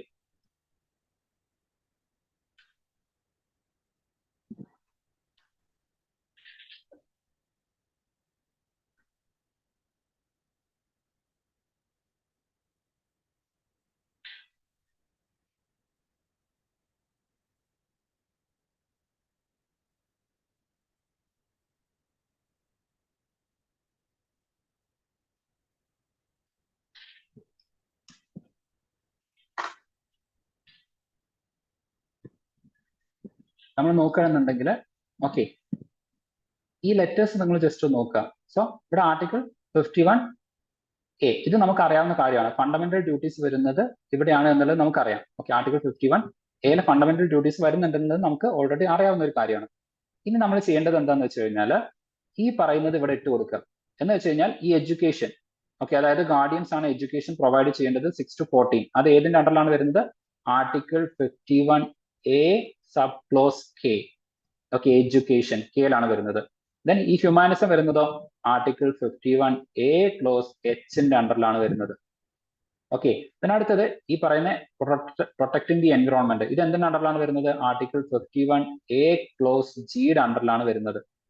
ഓക്കെ, ഇതിനടുത്തത് പബ്ലിക് പ്രോപ്പർട്ടി, ഇത് എന്തിന്റെ അണ്ടറിലാണ് വരുന്നത്, ആർട്ടിക്കിൾ 51A ക്ലോസ് ഐയുടെ അണ്ടറിലാണ് വരുന്നത്. ഓക്കെ, സോ ഇത് പഠിക്കാനുള്ള ആ ഒരു ലൈക്ക് മെത്തേഡ്സ് നമുക്ക് കിട്ടിയല്ലോ. സോ ഇതുപോലെ ആയിരിക്കും നമ്മൾ എന്ത് ചെയ്യുന്നത്, ഓരോന്നും പഠിക്കുന്നത്. ഈ ആർട്ടിക്കിൾസ് ഒക്കെ ഒന്ന് ഓർത്ത് വെക്കണം. ഇനി ഈ ആൻസർ എളുപ്പത്തിൽ ഫൈൻഡ് ഔട്ട് ചെയ്യാനുള്ള ഒരു കാര്യം കൂടെ ഓർത്ത് വെക്കുക. അതായത് 86th അമെന്റ്മെന്റ് ആക്ട് എന്നല്ല പറഞ്ഞത്, അപ്പൊ കുറച്ചുകൂടെ ലേറ്റ് ആണ് അല്ലെ, ഫസ്റ്റ് സെക്കൻഡ് അങ്ങനത്തെ അമെന്റ്മെന്റ് ഒന്നും ആക്ട് ഒന്നല്ലല്ലോ, 86th അമെന്റ്മെന്റ് ആക്ട് ആണ് വരുന്നത്. അപ്പൊ കുറച്ച് ലേറ്റ് ആയിട്ടുള്ളതായിരിക്കും. എന്ന് വെച്ച് കഴിഞ്ഞാൽ ABCD ഇങ്ങനെ നോക്കുന്ന സമയത്ത് ABCDEFG ആദ്യത്തേതാണ് HIJK, അവസാനത്തിലാണ് K വരുന്നത്. സോ മോസ്റ്റ് പ്രോബ്ലി ഇതാവാനാണ് എന്ത് സാധ്യത എന്ന് പറയുന്നത്. ഓക്കെ, സോ നിങ്ങൾക്ക് ആർട്ടിക്കിൾസ് അറിയാം എന്നുണ്ടെങ്കിലും എക്സാക്ട്ലി 86ന്റെ അണ്ടറിലാണോ എന്ന് അറിയില്ലെങ്കിൽ പോലും നിങ്ങൾക്ക് എന്ത് ചെയ്യാം, ആർട്ടിക്കിൾസ് ഏതാണ് എന്ന് പഠിച്ചു കഴിഞ്ഞാൽ ഈ ഒരു ഓർഡർ നിങ്ങൾക്ക് അറിയെങ്കിൽ ഓക്കെ, സോ അവസാനത്തേതായിരിക്കാൻ ചാൻസ് കൂടുതൽ എന്നുള്ള രൂപത്തിൽ ഹൈ പ്രോബിലിറ്റി ആയിട്ട് നിങ്ങൾക്ക് എന്ത് ചെയ്യാം, ആൻസേഴ്സ് റൈറ്റ് ആയിട്ട് മാർക്ക് ചെയ്യാം. ഓക്കെ, സോ ഞാൻ പറഞ്ഞത് നിങ്ങൾക്ക് മനസ്സിലായിട്ടുണ്ടെന്നാണ് വിചാരിക്കുന്നത്. ഓക്കെ, ആ ഒരു ലോജിക്ക്. ഇതിനടുത്തത് which of the following pairs are correctly matched, ഏതൊക്കെയാണ് കറക്റ്റ് ആയിട്ട് മാച്ച് ചെയ്തെന്നുള്ളതാണ്. അപ്പൊ വീണ്ടും Swaran Singh committee fundamental duties, വീണ്ടും ചോദ്യം വരികയാണ്. ഈ സ്റ്റേറ്റ്മെന്റ് കറക്റ്റ് ആണ്. ഓക്കെ, സോ സ്വാരൻ സിംഗ് കമ്മിറ്റിയുടെ റെക്കമെൻഡേഷൻ പ്രകാരമാണ് ലൈക്ക് കോൺസ്റ്റിറ്റ്യൂഷൻ അമെന്റ്മെന്റ് ആക്ട് 42 പ്രകാരം ആർട്ടിക്കിൾ 51A എന്ത് കൊണ്ടുവരുന്നത്, ഫണ്ടമെന്റൽ ഡ്യൂട്ടീസ് കൊണ്ടുവരുന്നത്. ഓക്കെ, ഇത് നമുക്ക് അറിയാവുന്ന കാര്യമാണ്. ഓക്കെ, സോ സ്വാരൻ സിംഗ് കമ്മിറ്റിയുടെ റെക്കമെൻഡേഷൻ പ്രകാരമാണ് എന്ത് വരുന്നത്, ഫണ്ടമെന്റൽ ഡ്യൂട്ടീസ് ആഡ് ചെയ്യുന്നത്. അതിനടുത്തത് ബൽവന്ത് റായ് മേത്ത കമ്മിറ്റി. ബൽവന്ത് റായ് മേത്ത കമ്മിറ്റി നമുക്കറിയാം, പഞ്ചായത്ത് രാജ് ഇൻസ്റ്റിറ്റ്യൂഷൻസ് ആയിട്ട് ബന്ധപ്പെട്ട് നമ്മൾ പഠിക്കുന്ന ചുരുക്കം ചില കമ്മിറ്റികളിൽ ഒന്നാണ് ബൽവന്ത് റായ് മേത്ത കമ്മിറ്റി. അതുപോലെ തന്നെ LM Singhvi committee, Ashok Mehta committee, ഇതൊക്കെ നമ്മൾ അവിടെ പഠിക്കുന്നതാണ്. പഞ്ചായത്ത് രാജ് ഇൻസ്റ്റിറ്റ്യൂഷൻസ്, അവരുടെ റെക്കമെൻഡേഷൻസ് കാര്യങ്ങളൊക്കെ ഇവിടെ ചോദിച്ചിരിക്കുന്നത് റെക്കമെൻഡേഷൻസ് ആണ്. Balwant Rai Mehta committee definitely 3 tier panchayat raj institutions recommend ചെയ്തിട്ടുണ്ട്. സോ 1, 2 എന്താണ് കറക്റ്റ് ആണ്. പിന്നെ അടുത്തത് രാജ് മന്നാർ കമ്മിറ്റി. രാജ് മന്നാർ കമ്മിറ്റി എന്ന് പറയുന്നത് ഇപ്പൊ നമ്മുടെ സെൻട്രൽ സ്റ്റേറ്റ് റിലേഷൻസിലേക്ക് വരുന്ന സമയത്ത് അവിടെ കൊടുത്തിട്ടുള്ള ചില കമ്മിറ്റീസ് ആണ് എന്തെന്ന് പറയുന്നത് രാജ് മന്നാർ കമ്മിറ്റി, അതുപോലെ Sarkaria committee, then like പുഞ്ചി commission. ഇതൊക്കെ എന്താണ് സെൻട്രൽ സ്റ്റേറ്റ് റിലേഷൻ പഠിക്കുന്ന സമയത്ത് നമ്മൾ പഠിക്കുന്ന കമ്മിറ്റീസ് ആണ്. സോ അവിടെ വരുന്നതാണ് രാജ് മന്നാർ കമ്മിറ്റി എന്ന് പറയുന്നത്. ഓക്കെ, സോ ലൈക്ക് 1969 സമയമാകുന്ന സമയത്ത് തമിഴ്നാട് ഗവൺമെന്റ് സെൻട്രൽ ആയിട്ടുള്ള ചില ഇഷ്യൂസ് ഒക്കെ വരികയും അതിന്റെ ഭാഗമായിട്ട് തമിഴ്നാട് ഗവൺമെന്റ് സെറ്റപ്പ് ചെയ്യുന്നതാണ് 1969 തമിഴ്നാട് ഗവൺമെന്റ് സെറ്റപ്പ് ചെയ്യുന്നതാണ് എന്ന് പറയുന്നത് രാജ് മന്നാർ കമ്മിറ്റി. അതിന്റെ ബാക്ക്ഗ്രൗണ്ട് ജസ്റ്റ് ഒന്ന് പറഞ്ഞു തന്നു മാത്രം. ഓക്കെ, അപ്പൊ ഇതെന്തിനാണ് സെൻട്രൽ സ്റ്റേറ്റ് റിലേഷന്റെ ഭാഗമായിട്ട് വരുന്നതാണ്. ദെൻ അശോക് മേത്ത കമ്മിറ്റി ഞാൻ നേരത്തെ പറഞ്ഞിട്ടുണ്ടായിരുന്നു, പഞ്ചായത്ത് രാജ് ഇൻസ്റ്റിറ്റ്യൂഷനായിട്ട് ബന്ധപ്പെട്ട് വരുന്ന ചുരക്കൻസിലെ കമ്മിറ്റീസ് നമ്മൾ പഠിക്കുന്ന കമ്മിറ്റീസ് ഒന്നാണ് അശോക് മേത്ത കമ്മിറ്റി എന്ന് പറയുന്നത്. അപ്പൊ ആ കമ്മിറ്റി പറഞ്ഞത് 2 ബോഡി മതി. നമുക്കറിയാം 3 ടയർ സിസ്റ്റമാണ് ഇന്ന് നമ്മുടെ പഞ്ചായത്ത് രാജ് സിസ്റ്റം വർക്ക് ചെയ്യുന്നത്. പക്ഷെ നമുക്ക് 2 ടയർ സിസ്റ്റം മതി എന്ന് റെക്കമെൻഡ് ചെയ്തിട്ടുള്ള കമ്മിറ്റിയാണ് എന്തെന്ന് പറയുന്നത് അശോക് മേത്ത കമ്മിറ്റി. അതായത് ഒരു ഡിസ്ട്രിക്റ്റും ബ്ലോക്ക് ലെവലിലും, അതായത് നമ്മൾ കാണുന്ന വില്ലേജ് പഞ്ചായത്ത് സിസ്റ്റം വേണ്ട, മറ്റ് 2 പഞ്ചായത്ത് സിസ്റ്റം മതി എന്നുള്ള റെക്കമെൻഡേഷൻ ആണ് അശോക് മേത്ത കമ്മിറ്റി കൊടുത്തിട്ടുള്ളത്. അപ്പൊ ആക്ച്വലി ഇത് രണ്ടും അങ്ങോട്ടേക്കും ഇങ്ങോട്ടേക്കും തിരിച്ചാണ് കൊടുത്തത്. ഓക്കെ, സോ അതുകൊണ്ട് ഇത് രണ്ടും എന്താണ് റോങ് ആണ്. ഓക്കെ, ഇത് രണ്ടും റോങ് ആണ്. സോ ആൻസർ വരുന്നത് 1 and 2 ആണ്. ഓക്കെ, സോ ഒരു ലൈക്ക് ലോജിക് ഒരു കൺസെപ്റ്റ് നിങ്ങൾക്ക് കിട്ടിയിട്ടുണ്ടാവുമെന്ന് വിചാരിക്കുന്നു. പിന്നെ അടുത്തത് which writ among the following is a command issued by the court. So again writ വരുന്നുണ്ട്. റിട്ട് എന്തുമായിട്ട് ബന്ധപ്പെട്ട് വരുന്നതാണ് ഫണ്ടമെന്റൽ റൈറ്റ്. സോ ഫണ്ടമെന്റൽ റൈറ്റിന് എത്രത്തോളം ഇമ്പോർട്ടന്റ് ഉണ്ടെന്നുള്ളത് നിങ്ങൾക്ക് ഇപ്പൊ തന്നെ മനസ്സിലായി. എത്ര ക്വസ്റ്റ്യൻ റിപ്പീറ്റ് ചെയ്തു എന്നുള്ളതല്ല നിങ്ങൾ നോക്കേണ്ടത്. പലതവണ ഞാൻ ഫണ്ടമെന്റൽ റൈറ്റ് എന്നുള്ളത് ആവർത്തിച്ചു. So fundamental right you know it is a hot topic. Okay, ഇപ്പോഴും നമ്മൾ 49 എത്തിയിട്ടേ ഉള്ളൂ. അതായത് ലൈക്ക് 50 ക്വസ്റ്റ്യൻ. നമ്മൾ 40 നിന്ന് തുടങ്ങി 50 എത്തിയപ്പോഴേക്കും എന്ത് ചെയ്തിട്ടുണ്ട്, ഓൾറെഡി പല ക്വസ്റ്റ്യൻ റിപ്പീറ്റ് ആയിട്ട് വന്നിട്ടുണ്ട് fundamental right. Okay, then writ ആണ് ചോദിച്ചിരിക്കുന്നത് is a command issued by the court to public officials asking him to perform his official duty. ഇവിടെ നോക്കുക, asking him to perform his official duty, to perform.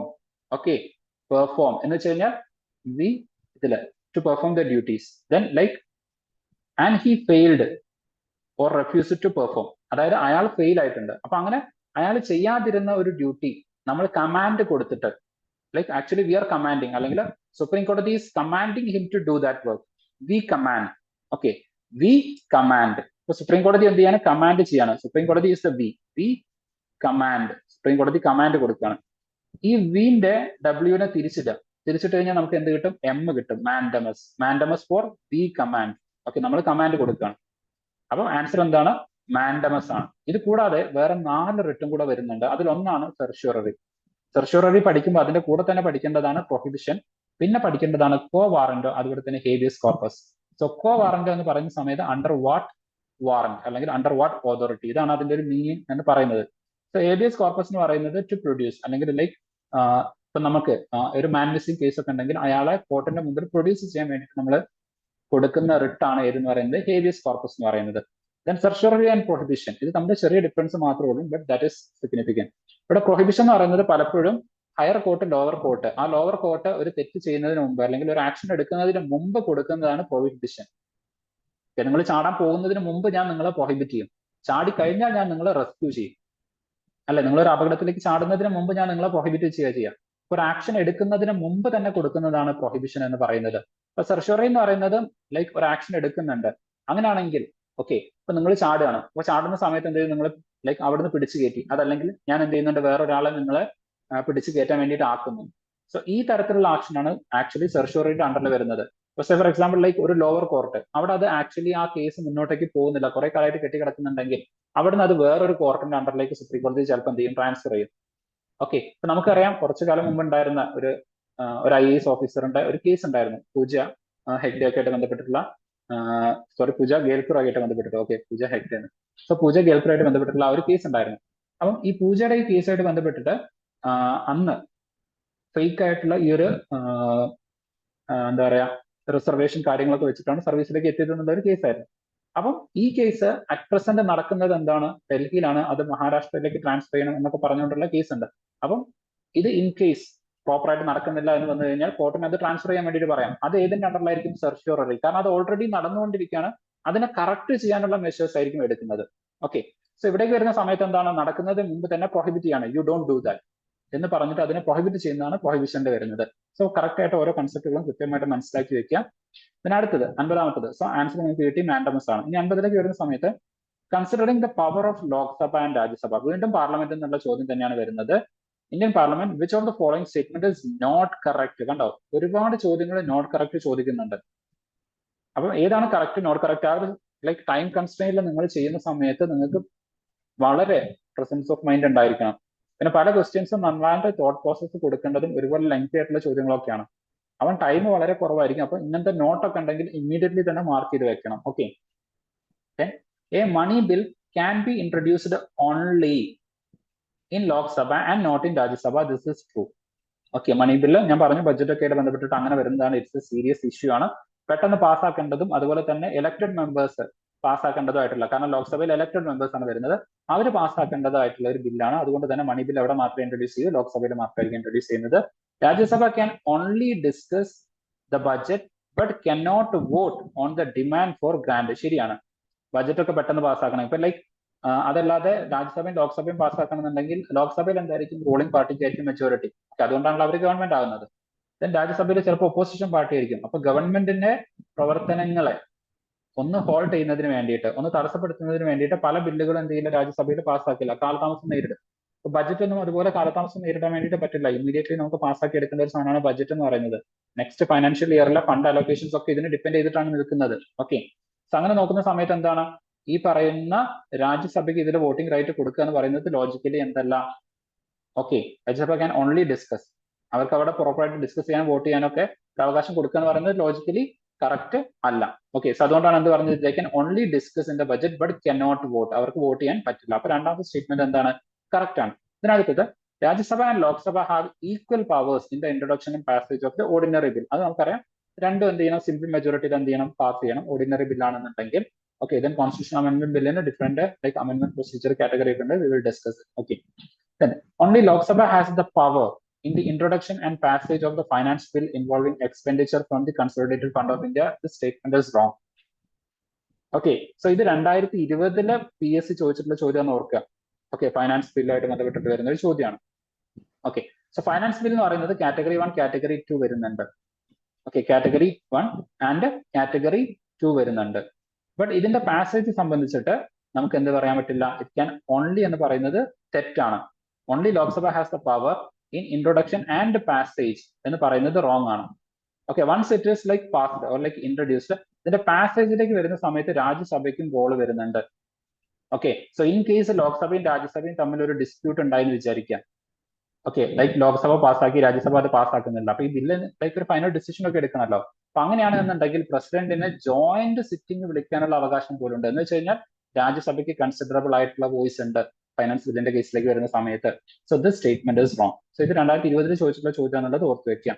Then who among the following called Indian federalism cooperative federalism? വിളിച്ചത് ആരാണ്?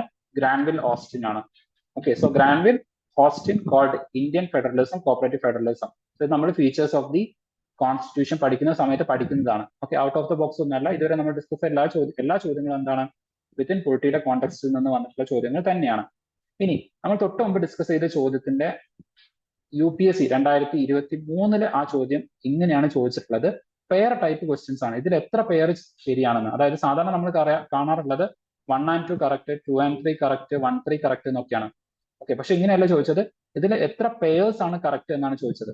Okay, so first statement finance ബില്ലും മണി ബില്ലും compare ചെയ്യാൻ വേണ്ടിയിട്ട് തന്നെയാണ് ചോദിച്ചിട്ടുള്ളത്. When Lok Sabha transmit finance bill to Rajya Sabha, it can amend or reject the bill. Amend or reject the bill എന്നാണ് first statement. രണ്ടാമത്തത് when Lok Sabha transmit money bill to Rajya Sabha, it cannot amend or reject the bill. It can only make recommendation. ഈ statement എന്താണ്, ശരിയാണ്. ഇനി അടുത്തത് in the case of disagreement between Lok Sabha and Rajya Sabha, there is no joint sitting for money bill. ഈ statement എന്താണ്, ശരിയാണോ? Okay, but a joint sitting become necessary for the finance bill. So money bill in the case laananunnengil, in case of disagreement between Lok Sabha and Rajya Sabha, there is no joint sitting in case of money bill. കാരണം അവിടെ ആർക്ക് മാത്രമേ ഓതോറിറ്റി ഉള്ളൂ, ലോക്സഭയ്ക്ക് മാത്രമേ ഉള്ളൂ. Lok Sabha decide ചെയ്ത് കഴിഞ്ഞാൽ that is the final. അവിടെ പിന്നെ ആസ് വെച്ച് രാജ്യസഭയ്ക്ക് എന്തില്ല, വോയിസ് ഇല്ല. ബട്ട് ഫൈനാൻസ് ബില്ലിന്റെ കേസ് ആകുന്ന സമയത്ത് ജോയിന്റ് സിറ്റിംഗ് പ്രസിഡന്റിനെ വിളിക്കാൻ വേണ്ടിയിട്ട് പറ്റും. സെക്കൻഡ് സ്റ്റേറ്റ്മെന്റ് കറക്റ്റ് ആണ്. ഇനി നമ്മൾ ഫസ്റ്റ് സ്റ്റേറ്റ്മെന്റിലേക്ക് വരാം. ഓക്കെ, ഈ രണ്ട് സ്റ്റേറ്റ്മെന്റിന്റെയും കോണ്ടെക്സ്റ്റും അതിന്റെ ഒരു എന്താ പറയാ കൺസെപ്റ്റ് നമ്മുടെ മൈൻഡിൽ ഉണ്ടായിരിക്കണം. ഇനി നമ്മൾ ഫസ്റ്റ് സ്റ്റേറ്റ്മെന്റിലേക്ക് വരികയാണ്. When Lok Sabha transmit finance bill to Rajya Sabha, it can amend or reject the bill. Okay, Lok Sabha transmits the finance bill to Rajya Sabha. Amend or reject the bill. So ഇവിടെ പ്രശ്നം എന്താണെന്ന് വെച്ച് കഴിഞ്ഞാൽ ഈ finance bill category 1 ആണോ category 2 ആണോ എന്നുള്ളത് എന്ത് ചെയ്തിട്ടില്ല, ആസ് സച്ച് പറഞ്ഞിട്ടില്ല. ഓക്കെ, സോ ആസ് സച്ച് എന്ത് ചെയ്തിട്ടില്ല, ഇതിവിടെ പറഞ്ഞിട്ട് ഇല്ല. ബട്ട് UPSC ഇതിന് കൊടുത്തിട്ടുള്ളത് ഓൺലി 2 എന്നുള്ള പേയേഴ്സ് ആണ് ആൻസർ ആയിട്ട് കൊടുത്തിട്ടുള്ളത്. സോ പ്രോബബ്ലി ഇതിന്റെ ആൻസർ എന്തായിരിക്കണം, തെറ്റായിരിക്കണം. അപ്പം ലൈക്ക് ഫൈനാൻസ് ബിൽ കാറ്റഗറി 2 ആണ് എന്നുണ്ടെങ്കിൽ അവിടെ രാജ്യസഭയ്ക്ക് ഈക്വൽ പവേഴ്സ് വരുന്നുണ്ട്. ഓക്കെ, ഫൈനാൻസ് ബിൽ കാറ്റഗറി 1 വരുന്ന സമയത്താണ് that is more close to like money ബില്ലാണ്. ഓക്കെ, അപ്പം ഈ ഒരു ക്വസ്റ്റ്യൻ മാത്രം നിങ്ങളൊന്ന് ഓർത്ത് വെക്കുക. അതായത് 2023 എന്ത് ചെയ്യുന്നത്, ആ ഒരു സിമിലർ പാറ്റേണിൽ UPSC എന്ത് ചെയ്തിട്ടുള്ള ചോദ്യങ്ങൾ ചോദിച്ചിട്ടുണ്ട്. ഓക്കെ, എന്ന് വെച്ച് കഴിഞ്ഞാൽ UPSCയുടെ പാറ്റേണിലുള്ള ക്വസ്റ്റ്യൻസ് PSCയിലും വരാം. PSCയുടെ KSന്റെ ക്വസ്റ്റ്യൻസ് എന്ത് ചെയ്യുന്നുണ്ട്, which is more similar to UPSCയുടെ പാറ്റേൺ ആയിട്ട് വരുന്നുണ്ട്. അപ്പൊ അത് നമുക്ക് എന്ത് ചെയ്യാം, അങ്ങോട്ടേക്കും ഇങ്ങോട്ടേക്കും ഇന്റർചേഞ്ച് ചെയ്തിട്ട് തന്നെ നമുക്ക് എന്ത് ചെയ്യാം, പഠിക്കാവുന്നതാണ്. ബട്ട് എക്സാക്ട്ലി ആ ക്വസ്റ്റ്യൻസ് അങ്ങനെ ആയിരിക്കണം എന്നില്ല എന്ന് മാത്രം. ഓക്കെ, സോ ഒരു തറ അനാലിസിസ് നടത്തി കഴിഞ്ഞാൽ അതിനുള്ള ക്വസ്റ്റ്യൻസ് എങ്ങനെ വരാം എന്നുള്ള സാധ്യത നമുക്ക് പ്രെഡിക്ട് ചെയ്യാം. Then, which one among the following statement is not correct about the Controller and Auditor General of India? So CAG യെ കുറിച്ച് ചോദ്യങ്ങൾ വന്നിട്ടുണ്ട്. CAG is a constitutional body. Okay, so Article 248. So CAG is a constitutional body. Okay, so constitutional body ആയിട്ട് വരുന്ന CAG യെ കുറിച്ച് എന്ത് ചെയ്തിട്ടുണ്ട്, ചോദ്യം വന്നിട്ടുണ്ട്. Okay, so CAG യെ കുറിച്ച് എന്ത് ചെയ്തിട്ടുണ്ട്, ചോദ്യം ചോദിച്ചിട്ടുണ്ട്.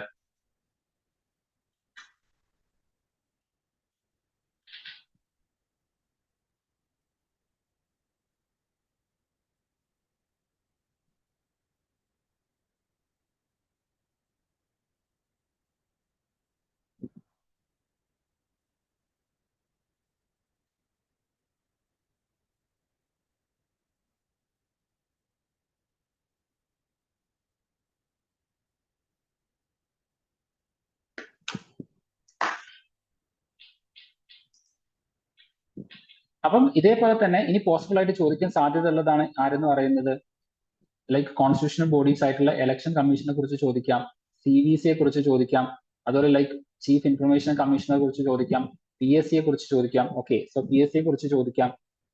സോ ഇവിടെ പോസിബിൾ ആയിട്ട് PSC യെ കുറിച്ച് ചോദിക്കാം.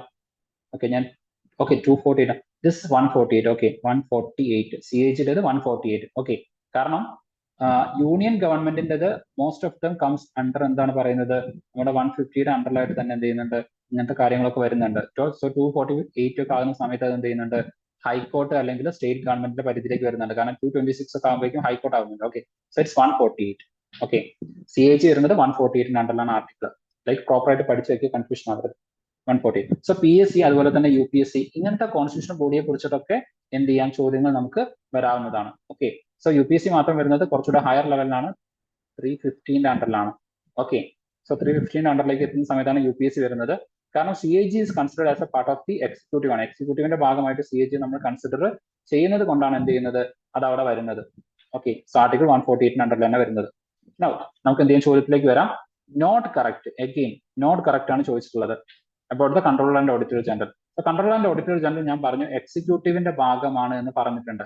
Okay, so Controller and Auditor General of India submits his audit report relating to the accounts of the center to Chief Justice of Supreme Court. So ഇത് comes under the judiciary ആണ്. നമുക്കറിയാം നമ്മുടെ ഗവൺമെന്റിന് 3 wing ഉണ്ട്, legislature ഉണ്ട്, executive ഉണ്ട്, judiciary ഉണ്ട്. അപ്പൊ നമ്മൾ ഇവിടെ നോർമലി ഫംഗ്ഷൻ ചെയ്യാറുള്ളത് സെപ്പറേഷൻ ഓഫ് പവറിന്റെ ബേസ്ഡ് ആണ്. അതായത് എക്സിക്യൂട്ടീവിന്റെ കാര്യങ്ങൾ എക്സിക്യൂട്ടീവ് നോക്കണം, ലെജിസ്ലേച്ചറിന്റെ കാര്യം ലെജിസ്ലേച്ചർ നോക്കണം, ജുഡീഷ്യറിയുടെ കാര്യം ജുഡീഷ്യറി നോക്കണം. ലെജിസ്ലേച്ചർ ഒരിക്കലും എന്ത് ചെയ്യരുത്, ജുഡീഷ്യറിയിലേക്ക് ഓവർലാപ്പ് ചെയ്യരുത്, ജുഡീഷ്യറി എക്സിക്യൂട്ടീവിലേക്കും ചെയ്യരുത്, എക്സിക്യൂട്ടീവ് ഇങ്ങോട്ടേക്കും ചെയ്യരുത്, അതേപോലെ തിരിച്ചും. ഓക്കെ, ബട്ട് ചെക്സ് ആൻഡ് ബാലൻസിന് വേണ്ടിയിട്ട് മാത്രം നമ്മൾ ചിലപ്പോൾ എന്ത് ചെയ്യാറുണ്ട്, ഇങ്ങനത്തെ കാര്യം കൊണ്ടുവരാറുണ്ട്. ഇപ്പൊ ഫോർ എക്സാമ്പിൾ ലൈക്ക് ഒരു ജുഡീഷ്യൽ അല്ലെങ്കിൽ ഒരു ജഡ്ജിനെ പുറത്താക്കണമെന്നുണ്ടെങ്കിൽ അതിന് വേണ്ടിയിട്ടുള്ള മോഷൻ പാസ്സാക്കുന്നത് ലെജിസ്ലേച്ചർ ആണ്. ഓക്കെ, സോ അതെന്ത് ചെയ്യാറുണ്ട്, ഒരു ചെക്സ് ആൻഡ് ബാലൻസിന്റെ പുറത്ത് മാത്രമാണ് നമ്മൾ പലപ്പോഴും ഈ ഒരു സെപ്പറേഷൻ ഓഫ് പവർ ബ്രേക്ക് ചെയ്യാറുള്ളത്. അതേപോലെ തന്നെ legislature's are becoming part of the executive. കാരണം MLAs അല്ലെങ്കിൽ MPs ആണ് പിന്നീട് എന്ത് ചെയ്യുന്നത്, ചീഫ് മിനിസ്റ്റേഴ്സ് അല്ലെങ്കിൽ പ്രൈം മിനിസ്റ്റേഴ്സ് അല്ലെങ്കിൽ സ്റ്റേറ്റ് മിനിസ്റ്റേഴ്സ് അതല്ലെങ്കിൽ സെൻട്രൽ ഗവൺമെന്റ് മിനിസ്റ്റേഴ്സ് ആയിട്ട് മാറുന്നത്. അപ്പൊ legislature's are becoming part of the executive. So ഇങ്ങനത്തെ ചില സിറ്റുവേഷനിൽ മാത്രമാണ് സെപ്പറേഷൻ ഓഫ് പവർ ബ്രേക്ക് ചെയ്യുന്നത്, അല്ലാത്ത എല്ലാ സമയത്തും we maintain the separation of power. അപ്പോൾ ഒരു എക്സിക്യൂട്ടീവ് അതിന്റെ റിപ്പോർട്ട് ജുഡീഷ്യറിക്ക് കൊടുക്കുക എന്ന് പറയുന്നത് ഇറ്റ് ഇസ് ഇല്ലോജിക്കൽ. അടുത്തത്, controller and auditor general of India is not eligible for further office. ഇത് സ്റ്റേറ്റ്മെന്റ് ഇസ് ട്രൂ ആണ്. ഓക്കെ, ബാക്കിയോട് നിങ്ങൾക്ക് റീഡ് വായിച്ച് നോക്കാവുന്നതാണ്. either under the government of India or any state after he ceased to hold his office.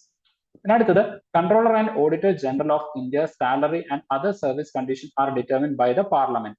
ഇനി ഒരു തവണ ഇത് തീരുമാനിച്ചു കഴിഞ്ഞാൽ it cannot be altered to his disadvantage, അതും കൂടെ പറയുന്നുണ്ട്. Okay, then controller and auditor general of India advise the president with regard to prescription of the form in which the accounts of the center and the state shall be kept.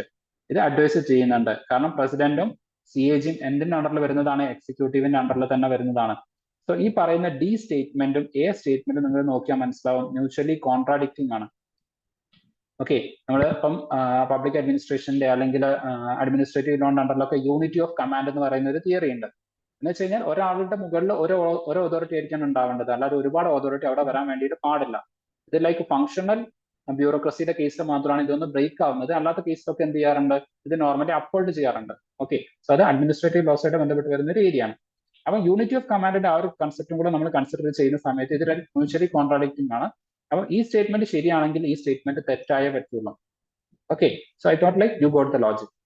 അടുത്തത്, per incuriam judgement means. Per incuriam judgement എന്ന് പറഞ്ഞാൽ എന്താണ് എന്നാണ് ചോദ്യം. Judgement starts as a valid president. Okay, so ഇതെന്താണ്? അതായത് supreme കോടതി അല്ലെങ്കിൽ ഹൈക്കോടതി കൊടുക്കുന്ന ഒരു ജഡ്ജ്മെന്റ് അതൊരു പ്രസിഡന്റ് അല്ലെങ്കിൽ ഇതൊരു കോർട്ട് ഓഫ് റെക്കോർഡായിട്ട് അല്ലെങ്കിൽ അതൊരു ബുക്ക് ഓഫ് റെക്കോർഡായിട്ട് എന്ത് ചെയ്യുന്നുണ്ട്? മാറുന്നുണ്ട് എന്ന് പറയുന്നുണ്ട്. സോ ഇത് ഏത് ആർട്ടിക്കിളിന്റെ അണ്ടറിലാണ് വരുന്നത്? ഓക്കെ, സോ ഇത് ജസ്റ്റ് നോക്കുക. ഈ ബുക്ക് ഓഫ് റെക്കോർഡ്സ് ആയിട്ട് ഏതൊക്കെ അണ്ടറിലാണ് വരുന്നതെന്ന് ചോദിച്ചു കഴിഞ്ഞാൽ ആർട്ടിക്കിൾ 129 അണ്ടറിലും അതേപോലെ തന്നെ ആർട്ടിക്കിൾ 215 അണ്ടറിലും എന്ത് ചെയ്യുന്നുണ്ട്? ഇത് രണ്ടും വരുന്നുണ്ട്. ഓക്കെ, സോ ആർട്ടിക്കിൾ 129 അണ്ടറിലും ആർട്ടിക്കിൾ 215 അണ്ടറിലും എന്ത് ചെയ്യുന്നുണ്ട്? ഇത് വരുന്നുണ്ട്. 129 അണ്ടറിൽ സുപ്രീം കോടതിയുടെ എല്ലാ വേർഡിക്സും എന്താണ്? It's A book of record അല്ലെങ്കിൽ കോർട്ട് ഓഫ് റെക്കോർഡ് ആണ്. എന്ന് വെച്ച് കഴിഞ്ഞാൽ സുപ്രീം കോടതി ഒരു കേസ് ഒരു വിധി പറഞ്ഞു കഴിഞ്ഞാൽ അത് പിന്നീടുള്ള വിധികൾക്ക് എന്ത് ചെയ്യാം? അവർക്ക് അത് എടുക്കാം. അല്ലെങ്കിൽ പിന്നെ എന്ത് ചെയ്യണം? ആ വിധി തെറ്റാണ് എന്ന് വരണം, എന്നിട്ട് അതിനെ ഓവർറൂൾ ചെയ്തുകൊണ്ട് ഒരു ജഡ്ജ്മെന്റ് വരണം. അങ്ങനെ അല്ലാത്ത കേസിലെല്ലാം സുപ്രീം കോടതി മുൻ പറഞ്ഞ വിധിയുടെ അടിസ്ഥാനത്തിൽ എന്ന് പറഞ്ഞിട്ട് പുതിയ വിധി സുപ്രീം കോടതിക്ക് വീണ്ടും എന്ത് ചെയ്യാൻ? പുറപ്പെടുവിക്കാവുന്നതാണ്. ഓക്കെ, അതുകൊണ്ടാണ് ഇപ്പൊ നാഷണൽ ജുഡീഷ്യൽ അപ്പോയിന്റ്മെന്റ് കമ്മിറ്റി വന്നു. നാഷണൽ ജുഡീഷ്യൽ അപ്പോയിന്റ്മെന്റ് കമ്മിറ്റി വന്നിട്ടുണ്ടായിരുന്നു. അപ്പം ഇത് വന്ന സമയത്ത് ഇതിനെന്ത് ചെയ്തു? നോൺ കോൺസ്റ്റിറ്റ്യൂഷണൽ ആയിട്ട് ഡിക്ലെയർ ചെയ്തു. കാരണം എന്താണ്? It violates the basic structure. Okay, basic സ്ട്രക്ചറിലുള്ള ഒരു കാര്യമാണ് എന്ത്? സെപ്പറേഷൻ ഓഫ് പവർ എന്ന് പറയുന്നത്. അപ്പം ഈ സെപ്പറേഷൻ ഓഫ് പവർ ഉണ്ട്. ഓക്കെ, സോ ജുഡീഷ്യറിയുടെ കാര്യങ്ങൾ ജുഡീഷ്യറി തന്നെ ചെയ്യണം എന്നുള്ളത്. അതിന്റെ അപ്പോയിന്റ്മെന്റ് ആരും ചെയ്യാൻ പാടില്ല, എക്സിക്യൂട്ടീവ് ചെയ്യാൻ വേണ്ടിയിട്ട് പാടില്ല. അപ്പൊ ഈ സെപ്പറേഷൻ ഓഫ് പവർ മെയിൻറ്റെയിൻ ചെയ്യണം. അത് ബേസിക് സ്ട്രക്ചർ ഡോക്ടറിന്റെ ഭാഗമാണ്. ഈ ബേസിക് സ്ട്രക്ചർ ഡോക്ടറിൻ എവിടെ വന്നതാണ്? അത് Keshavananda Bharati versus union of India case വന്നതാണ്. അപ്പം ഇത് കോട്ട് ചെയ്തിട്ടാണ് ഈ പറയുന്ന NJAC എന്ത് ചെയ്തത്? സുപ്രീം കോടതി ഡിക്ലെയർഡ് വോയിഡ്. അപ്പൊ ഇതെന്താണ്? ഈ Keshavananda Bharati case become a court of record. Okay, ഈ കേസ് പിന്നെയും പറഞ്ഞുകൊണ്ട് ഇപ്പം ഈ പറയുന്ന ബേസിക് സ്ട്രക്ചർ തന്നെ വെച്ചുകൊണ്ടാണ് പിന്നെ എന്ത് ചെയ്യുന്നത്? Menaka Gandhi cases, union of India case വരുന്നുണ്ട്, മിനർവ മിൽ കേസസ്, ഇങ്ങനെ പല കേസസിലും എന്ത് ചെയ്യുന്നുണ്ട്? മുൻകാല സുപ്രീം കോടതി ജഡ്ജ്മെന്റ്സിന്റെ പ്രാബല്യത്തിൽ എന്ത് ചെയ്യുന്നുണ്ട്? വിധികൾ പുറപ്പെടുവിക്കുന്നുണ്ട്. അപ്പം ഇതിനെയാണ് ഇവിടെ പറഞ്ഞിട്ടുള്ളത്. ഓക്കെ, അതായത് കോർട്ട് ഓഫ് റെക്കോർഡ്, അത് ആർട്ടിക്കിൾ 129 ആണ്. അതേപോലെ തന്നെ ആർട്ടിക്കിൾ 215 പ്രകാരവും ഹൈക്കോടതിയുടെ വിധികളും എന്ത് ചെയ്യുന്നുണ്ട്? കോർട്ട് ഓഫ് റെക്കോർഡുകളായിട്ട് നമ്മൾ അംഗീകരിക്കാറുണ്ട്. ഓക്കെ, സോ അതാണ് ഇവിടെ പറഞ്ഞിട്ടുള്ളത്. It stands as valid and president. അത് എന്തിന്റെ അണ്ടറിൽ വരുന്നതാണ്? കോർട്ട് ഓഫ് റെക്കോർഡിന്റെ അണ്ടറിൽ അല്ലെങ്കിൽ ബുക്ക് ഓഫ് ലൈക്ക്, അത് നമ്മളൊരു ഒതന്റിക് സോഴ്സ് ഓഫ് എന്താ പറയാ ഇൻഫർമേഷൻ ആയിട്ട് നമ്മൾ എടുക്കും എന്ന് പറയുന്നതിന്റെ അണ്ടറിൽ വരുന്നതാണ് ഇത്. Then partially allowed decision. So ഈ സ്റ്റേറ്റ്മെന്റും റോങ് ആണ്.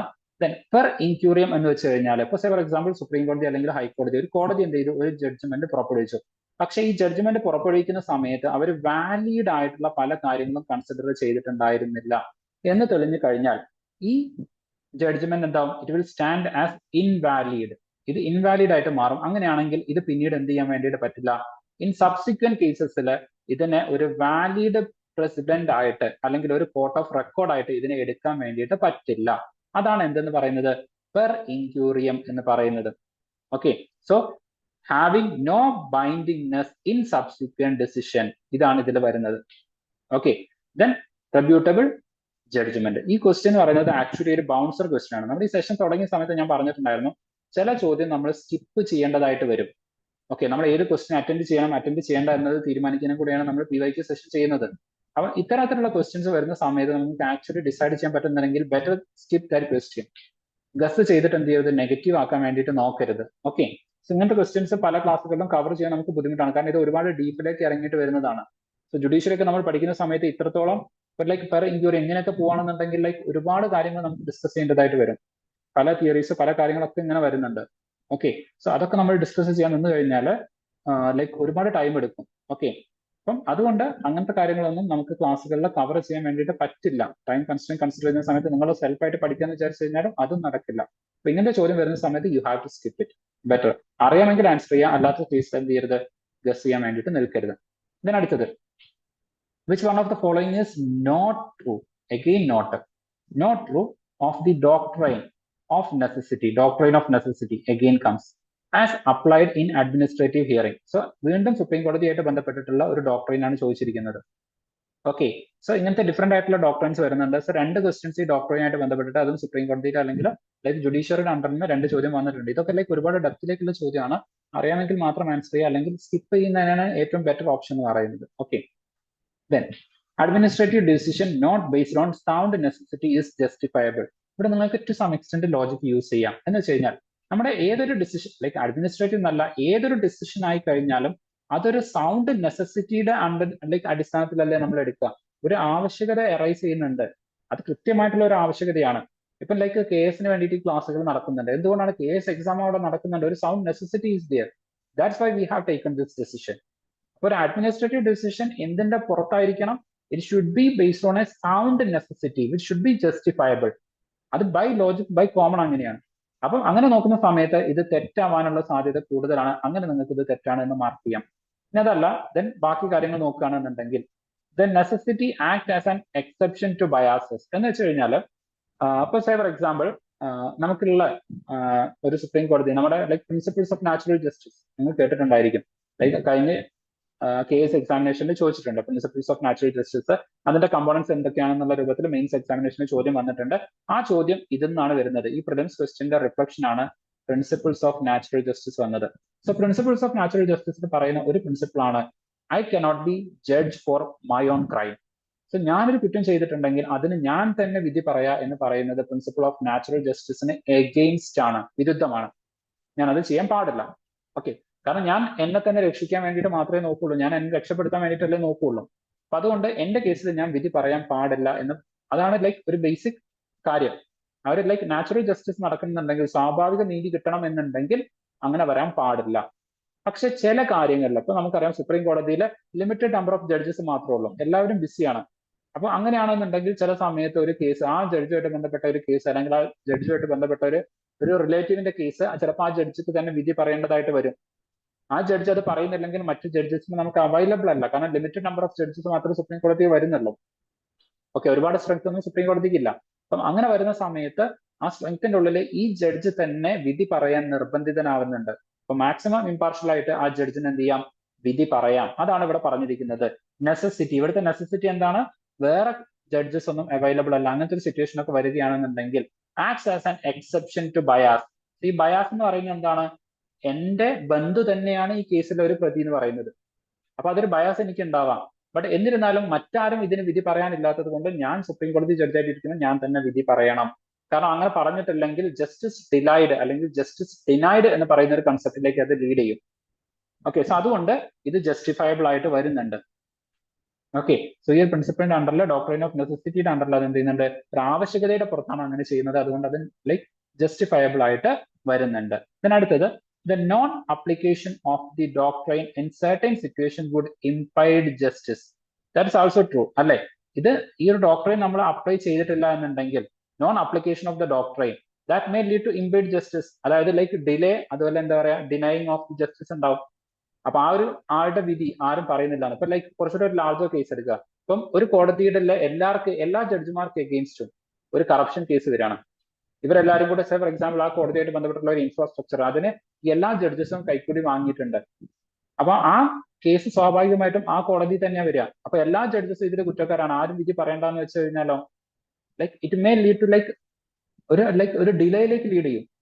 അപ്പം അതിന് പകരം എന്ത് ചെയ്യണം, some has to take up that particular case. Okay, so അങ്ങനെ വരുന്ന സമയത്ത് എന്ത് ചെയ്യുന്നുണ്ട്, നമുക്ക് ഇവിടെ എന്ത് ചെയ്യാം, ഈ ഡോക്ട്രൈൻ ഓഫ് നെസസിറ്റി അപ്ലൈ ചെയ്തിട്ട് ഒരു ആവശ്യകതയുണ്ട്, ഒരു അത്യാവശ്യമാണ്, അപ്പൊ എന്ത് ചെയ്യണം, നിങ്ങൾ തന്നെ വിധി പറയണം എന്ന് പറഞ്ഞിട്ട് ആ ജഡ്ജസിനെ തന്നെ അത് ഏൽപ്പിക്കാം. അങ്ങനെയാകുന്ന സമയത്ത് നമുക്ക് എന്ത് ചെയ്യാം, ജസ്റ്റിസ് ഡിനൈഡ് ഉണ്ടാവില്ല, ഓക്കെ, ജസ്റ്റിസ് ഡെലിവറി ഉണ്ടായിരിക്കും. അപ്പൊ അതിന് വേണ്ടിയിട്ട് നമ്മൾ ചെയ്യുന്ന കാര്യമാണ് ഇതെന്ന് പറയുന്നത്. Then it postulates that every kind of preference made in administrative decision and its process need not vitiate an administrative action. This is also true. Okay, postulate that every kind of preference made in administrative decision and its process need not vitiate administrative action. Like നമ്മൾ different ആയിട്ടുള്ള administrative decision എടുക്കാൻ different ആയിട്ടുള്ള like preferences നമ്മൾ എടുത്തിട്ടുണ്ടായിരിക്കാം. But അത് നമ്മുടെ administrative ആക്ഷനെ ചിലപ്പോൾ എന്ത് ചെയ്യണമെന്നില്ല, ബാധിക്കണം എന്നില്ല. സോ ഈ ഒരു സ്റ്റേറ്റ്മെന്റ് എന്താണ്, ഈ ഡോക്ട്രൈൻ ഓഫ് നെസസിറ്റിയുടെ അണ്ടറിൽ വരുന്നതാണ്. ഓക്കെ, സോ ഇങ്ങനത്തെ ഡോക്ട്രൈൻസും അതുപോലെ തന്നെ പ്രിൻസിപ്പിൾസ് ഒക്കെ റിപ്പീറ്റ് ആയിട്ട് ചോദിച്ചിട്ടുണ്ട് എന്നത് ജസ്റ്റ് ഒന്ന് മനസ്സിലാക്കുക. ഓക്കെ, ഇനി ഇതേപോലെ ഡോക്ട്രൈൻ ഓഫ് ഹാർമോണിയസ് കൺസ്ട്രക്ഷൻ വരുന്നുണ്ട്. ഓക്കെ, കളറബിൾ ലെജിസ്ലേഷൻസ് വരുന്നുണ്ട്. ഇതൊക്കെ നമ്മൾ പഠിക്കും. ഓക്കെ, സോ അതൊക്കെ ഒന്ന് ജസ്റ്റ് നിങ്ങളൊന്ന് ഓർത്ത് വെക്കണം. അതിന്റെ ബേസിക് കാര്യങ്ങളൊക്കെ ഒന്ന് ഓർത്ത് വെക്കുക. കാരണം അതുമായിട്ട് ബന്ധപ്പെട്ടുള്ള ചോദ്യങ്ങളൊക്കെ അവിടെ എന്ത് ചെയ്യാം, റിപ്പീറ്റ് ആയിട്ട് വരാനുള്ള സാധ്യത വരുന്നുണ്ട്. ഓക്കെ, അടുത്തത്, in order to form a new state, which schedule, ആലോചിക്കുക, ആർട്ടിക്കിൾ അല്ല ചോദിച്ചത്, ഷെഡ്യൂൾ ആണ് ചോദിച്ചത്. Which schedule in the Indian constitution of India need to be amended. So schedule ഇപ്പൊ ഇത് രണ്ടാമത്തെ ചോദ്യമാണ് റിപ്പീറ്റ് ചെയ്ത് വരുന്നത്. നേരത്തെ ഞാൻ പറഞ്ഞിട്ടുണ്ടായിരുന്നു ഷെഡ്യൂളായിട്ട് ബന്ധപ്പെട്ടിട്ട് ഒരു ചോദ്യം വന്നിട്ടുണ്ടായിരുന്നു അല്ലേ, അതായത് ലൈക്ക് 6ാമത്തെ ഷെഡ്യൂൾ, 5ാമത്തെ ഷെഡ്യൂൾ, 10ാമത്തെ ഷെഡ്യൂൾ, 9ാമത്തെ ഷെഡ്യൂൾ എന്നൊക്കെ പറഞ്ഞിട്ട് നമ്മൾ ഡിസ്കസ് ചെയ്തിട്ടുണ്ടായിരുന്നു. നമ്മളിവിടെ ലൈക്ക് ആന്റി ഡിഫെക്ഷൻ, 10ാമത്തത് ആന്റി ഡിഫെക്ഷൻ ആണ്, 9ാമത്തെ ആ ഒരു ഷെഡ്യൂൾ ഡിസ്കസ് ചെയ്ത് അതിന്റെ തൊട്ടടുത്ത ചോദ്യം നമ്മൾ റൈറ്റ് ടു പ്രോപ്പർട്ടി ഒക്കെ ഡിസ്കസ് ചെയ്തത് ഓർമ്മ ഉണ്ടായിരിക്കുന്നതാണ് ഞാൻ വിചാരിക്കുന്നത്. ഓക്കെ, സോ വീണ്ടും ഷെഡ്യൂളിന്റെ ഒരു ചോദ്യം റിപ്പീറ്റ് ചെയ്ത് വന്നിട്ടുണ്ട്. ഓക്കെ, സോ ഇവിടെ ചോദിച്ചിരിക്കുന്നത് ഏത് ഷെഡ്യൂൾ ആണെന്നുള്ളതാണ്. നമുക്കറിയാം സ്റ്റേറ്റ് അതുപോലെ തന്നെ അതിന്റെ കാര്യങ്ങളെ കുറിച്ചൊക്കെ ഡിസ്കസ് ചെയ്യുന്നത് ഫസ്റ്റ് ഷെഡ്യൂൾ ആണ്. ഓക്കെ, ടെറിട്ടറി എക്സ്റ്റൻഷൻ ഇങ്ങനത്തെ കാര്യങ്ങളൊക്കെ ഡിസ്കസ് ചെയ്യുന്നത് ഫസ്റ്റ് ഷെഡ്യൂൾ ആണ്. അതുകൊണ്ട് പുതിയൊരു സ്റ്റേറ്റിനെ ക്രിയേറ്റ് ചെയ്യണമെങ്കിൽ ഫസ്റ്റ് ഷെഡ്യൂൾ ആണ് അമെൻഡ് ചെയ്യേണ്ടത്. ഇനി ഏത് ആർട്ടിക്കിൾ ആണ് അമെൻഡ് ചെയ്യേണ്ടത് എന്ന് ചോദിച്ചിരുന്നെങ്കിൽ അത് 3rd ആർട്ടിക്കിൾ ആണ്. രണ്ട് ഡിഫറൻസ് മനസ്സിലാക്കുക. ആർട്ടിക്കിൾ ആണെങ്കിൽ 3ാമത്തെ ആർട്ടിക്കിൾ ആണ്, ബട്ട് ഷെഡ്യൂൾ ആണെങ്കിൽ ഫസ്റ്റ് ഷെഡ്യൂൾ ആണ്. ഇവിടെ കറക്റ്റ് ആയിട്ട് ഇവർ 3rd ഷെഡ്യൂൾ എന്നും തന്നിട്ടുണ്ട്. അപ്പൊ നിങ്ങൾ പെട്ടെന്ന് വായിക്കുന്ന സമയത്ത് ആർട്ടിക്കിൾ എന്നുള്ളത് ലൈക്ക് നമ്മൾ ഷെഡ്യൂൾ എന്നായിരിക്കും കാണുന്നത്, മൈൻഡ് റീഡ് ചെയ്യുന്നത് ആർട്ടിക്കിൾ ആണെങ്കിൽ ഇവിടെ ഇത് കുത്താനുള്ള സാധ്യത വളരെ കൂടുതലാണ്. ആ ഒരു ടെൻഷനില്ല. അതുകൊണ്ടാണ് അങ്ങനെ തന്നെ ഒരു ട്രാപ്പ് ക്വസ്റ്റൻ ആയിട്ട് അത് അവിടെ സെറ്റ് ചെയ്തത്. നോർമലി ഷെഡ്യൂൾ ചോദിക്കാറില്ല, ആർട്ടിക്കിൾ ആണ് ചോദിക്കാറ്. കാരണം ആർട്ടിക്കിളിന്റെ ബേസിലാണല്ലോ നമ്മൾ ചെയ്യാറുള്ളത്. ലൈക്ക് അമെന്റ്മെന്റ് ചെയ്യണമെങ്കിൽ ആർട്ടിക്കിൾ ആണ് നമ്മൾ ചേഞ്ച് ചെയ്യാറ്. അത് റെക്കോർഡ് ചെയ്യുന്ന സ്ഥലമാണ് സത്യത്തിൽ ഷെഡ്യൂൾ എന്ന് പറയുന്നത്. Okay, then as per the child labour prohibition and regulation act 1986, a week means a period of 7 days beginning in the midnight of.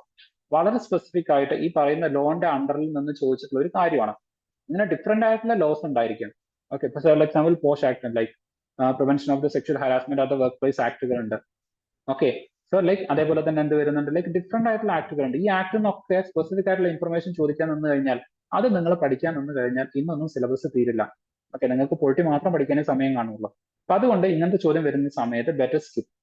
ഇവിടെ നിങ്ങൾ ലോജിക്ക് വേണമെങ്കിൽ നിങ്ങൾക്ക് അപ്ലൈ ചെയ്ത് നോക്കാം. അപ്ലൈ ചെയ്യുന്ന സമയത്ത് ലൈക്ക് ഒരാഴ്ച തുടങ്ങുന്നുണ്ട് വർക്കിംഗ് ഡേ അങ്ങനെയാണെങ്കിൽ മൺഡേ ആയിരിക്കണം. ഇനി അതല്ലെങ്കിൽ ലൈക്ക് ഈ പറയുന്ന ചില കലണ്ടറിലൊക്കെ എന്ത് ചെയ്യാറുണ്ട്, വന്നിട്ട് സാറ്റർഡേ ലാസ്റ്റ് കൊടുത്തിട്ടുണ്ട്, സൺഡേ മിഡ് നൈറ്റ് മുതൽ ആരംഭിക്കാം എന്നുള്ള രൂപത്തിൽ അങ്ങനെ നിങ്ങൾക്ക് ലോജിക്ക് നോക്കാം. ബട്ട് ആൻസർ എന്ന് പറയുന്നത് സാറ്റർഡേ ആണ്. അപ്പൊ ലൈക്ക് ലോജിക്ക് ഇവിടെ ആക്ച്വലി എന്ത് ചെയ്യുന്നില്ല, വർക്ക് ചെയ്യുന്നില്ല. ബെറ്റർ ഇങ്ങനത്തെ വളരെ സ്പെസിഫിക് ഇൻഫർമേഷൻ ചോദിച്ച ചോദ്യങ്ങൾ, അതും വളരെ സ്പെസിഫിക് ആയിട്ടുള്ള ഏതെങ്കിലും ലോസ് കാര്യങ്ങളൊക്കെ എടുത്തിട്ടാണ് ചോദിച്ചതെങ്കിൽ better you skip that question. Okay, negative അടിക്കുന്നതിനെക്കാട്ടും നല്ലത് ആ ക്വസ്റ്റ്യൻ സ്കിപ്പ് ചെയ്യുന്നത് തന്നെയാണ്.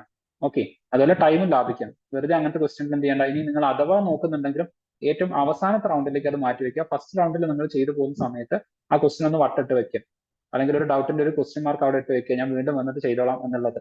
ഓക്കെ, ദെൻ ആ ലോ ഇതാണ്. ആ ലോയില് ഓരോ ഡെഫിനിഷൻസ് വളരെ സ്പെസിഫിക് ആയിട്ട് പറയുന്നുണ്ട്. ഓക്കെ, ഇങ്ങനെ ഓരോ ഡെഫിനിഷൻസ് വളരെ സ്പെസിഫിക് ആയിട്ട് പറയുന്നുണ്ട്. ആ ഡെഫിനിഷനിൽ വരുന്ന അതും 9ാമത്തെ കാര്യമാണ് എ വീക്ക്. അത് ഡിഫൈൻ ചെയ്യുന്നത് സാറ്റർഡേ നൈറ്റ് ആണ്. ഓക്കെ, ഇങ്ങനെ ഒരുപാട് കാര്യം പറയുന്നുണ്ട്. ലൈക്ക് 10 ഓൾമോസ്റ്റ് ലൈക്ക് 12 പേജിലെ ലോ ആണ്. ഓക്കെ, അതിന്റെ ബെയർ ആക്ട് എന്ന് പറയുന്നത് ആ ബെയർ ആക്ടിലാണ് ഇത് കൊടുത്തിട്ടുള്ളത്. സോ ലൈക്ക് ഇങ്ങനെ ഓരോ ആക്ടുകൾ നിങ്ങൾ പഠിക്കാൻ പോയി കഴിഞ്ഞാൽ 100 ആക്ടുകൾ ഉണ്ട്. അതെല്ലാം കൂടെ പഠിക്കണമെങ്കിൽ തന്നെ 1200 പേജ്. അതിൽ ഇത്രയും സ്പെസിഫിക് ഇൻഫർമേഷൻസ് ഓർത്ത് വെക്കാൻ പറ്റില്ല. സോ നമ്മൾ പറയുന്നത് ബൈ ലോജിക് ആണ്. ബൈ ലോജിക് നിങ്ങളുടെ ആക്ഷൻ എന്തായിരിക്കണം. UPSC പ്രിപ്പറേഷനിൽ നിങ്ങൾ എന്തായിരിക്കണം ചെയ്യേണ്ടത് എന്നാണ് പറയുന്നത്. സോ ബൈ ലോജിക് നിങ്ങൾ നോക്കുകയാണെന്നുണ്ടെങ്കിൽ ബെറ്റർ ഡോണ്ട് ഡു ഇറ്റ്. ഇങ്ങനത്തെ സ്പെസിഫിക് ഇൻഫർമേഷൻ ഉണ്ടെങ്കിൽ അത് സ്കിപ്പ് ചെയ്യുക എന്നുള്ളത് ഓൾറെഡി മനസ്സിലാക്കുക. ബട്ട് എനിവേ വായിച്ച് നോക്കാതെ സ്കിപ്പ് ചെയ്യണം എന്നല്ല പറയുന്നത്. വായിച്ച് നോക്കുക, ചിലപ്പോൾ അതിലൊരു ലോജിക് ഉണ്ടെങ്കിൽ നിങ്ങൾക്ക് എന്തെങ്കിലും ചെയ്യാനുള്ള ഒരു സ്കോപ്പ് ഉണ്ടെങ്കിൽ ഫസ്റ്റ് റീഡിംഗ് തന്നെ നിങ്ങൾക്ക് ഓക്കെ ഇത് ചെയ്യാൻ പറ്റുമെന്നാണെങ്കിൽ ചെയ്യാം. അതല്ലെങ്കിൽ അത് അവസാനത്തെ റൗണ്ടിലേക്ക് വെക്കുക. എന്നിട്ട് നമ്മൾ ലൈക്ക് കുറച്ചുകൂടെ കഴിയുന്ന സമയത്ത് ഓരോ ക്വസ്റ്റ്യൻസിനെ എങ്ങനെ അപ്രോച്ച് ചെയ്യണം എന്നുള്ളൊരു സ്ട്രാറ്റജി സെഷൻസ് നമ്മൾ സംഘടിപ്പിക്കുന്നതായിരിക്കും. ആ സ്ട്രാറ്റജീസ് യൂസ് ചെയ്തിട്ട് നിങ്ങൾക്ക് അത് സോൾവ് ചെയ്യാൻ എന്തെങ്കിലും പോസിബിലിറ്റീസ് ഉണ്ടെങ്കിൽ ചെയ്യാം. അതല്ലെങ്കിൽ ആ ക്വസ്റ്റ്യൻസ് നിങ്ങൾ സ്കിപ്പ് ചെയ്യുക. ഇതായിരിക്കും നിങ്ങളുടെ അപ്രോച്ച് എന്ന് പറയുന്നത്. ഓക്കെ, സോ ഈ PYQ അനാലിസിസിൽ നിങ്ങൾക്ക് ഏകദേശം ഒരു ഐഡിയ കിട്ടിയിട്ടുണ്ടാവും. ലൈക്ക് ബാക്കി ക്വസ്റ്റ്യൻസ് നമ്മൾ എന്ത് ചെയ്യുന്നതായിരിക്കും, ഡിസ്കസ് ചെയ്യുന്നതായിരിക്കും. ഓക്കെ, സോ നിങ്ങൾക്ക് ഒരു ഐഡിയ കിട്ടിയിട്ടുണ്ടായിരിക്കും എങ്ങനെയൊക്കെയാണ് ചോദ്യങ്ങൾ വരാൻ സാധ്യതയുള്ളത്, ആ ചോദ്യങ്ങൾ എങ്ങനെയായിരിക്കണം നിങ്ങൾ അപ്രോച്ച് ചെയ്യേണ്ടത്. അതാണ് നമ്മുടെ ഈ ഒരു PYQ സെഷന്റെ എന്തെന്ന് പറയുന്നത്, ഒരു ബേസിക് ഒബ്ജക്റ്റീവ് എന്ന് പറയുന്നത്. ഓക്കെ, സോ ജസ്റ്റ് നിങ്ങൾ എന്ത് ചെയ്യുക, ഇതുപോലെ ഓരോ സെഷന്റെയും PYQ ക്വസ്റ്റ്യൻസ് വളരെ പെർഫെക്റ്റ് ആയിട്ട് അറ്റൻഡ് ചെയ്യുക. എന്നിട്ട് അതിന്റെ ബേസിൽ നിങ്ങൾ പഠനം എന്ത് ചെയ്യുക, മുന്നോട്ടേക്ക് കൊണ്ടുപോകാൻ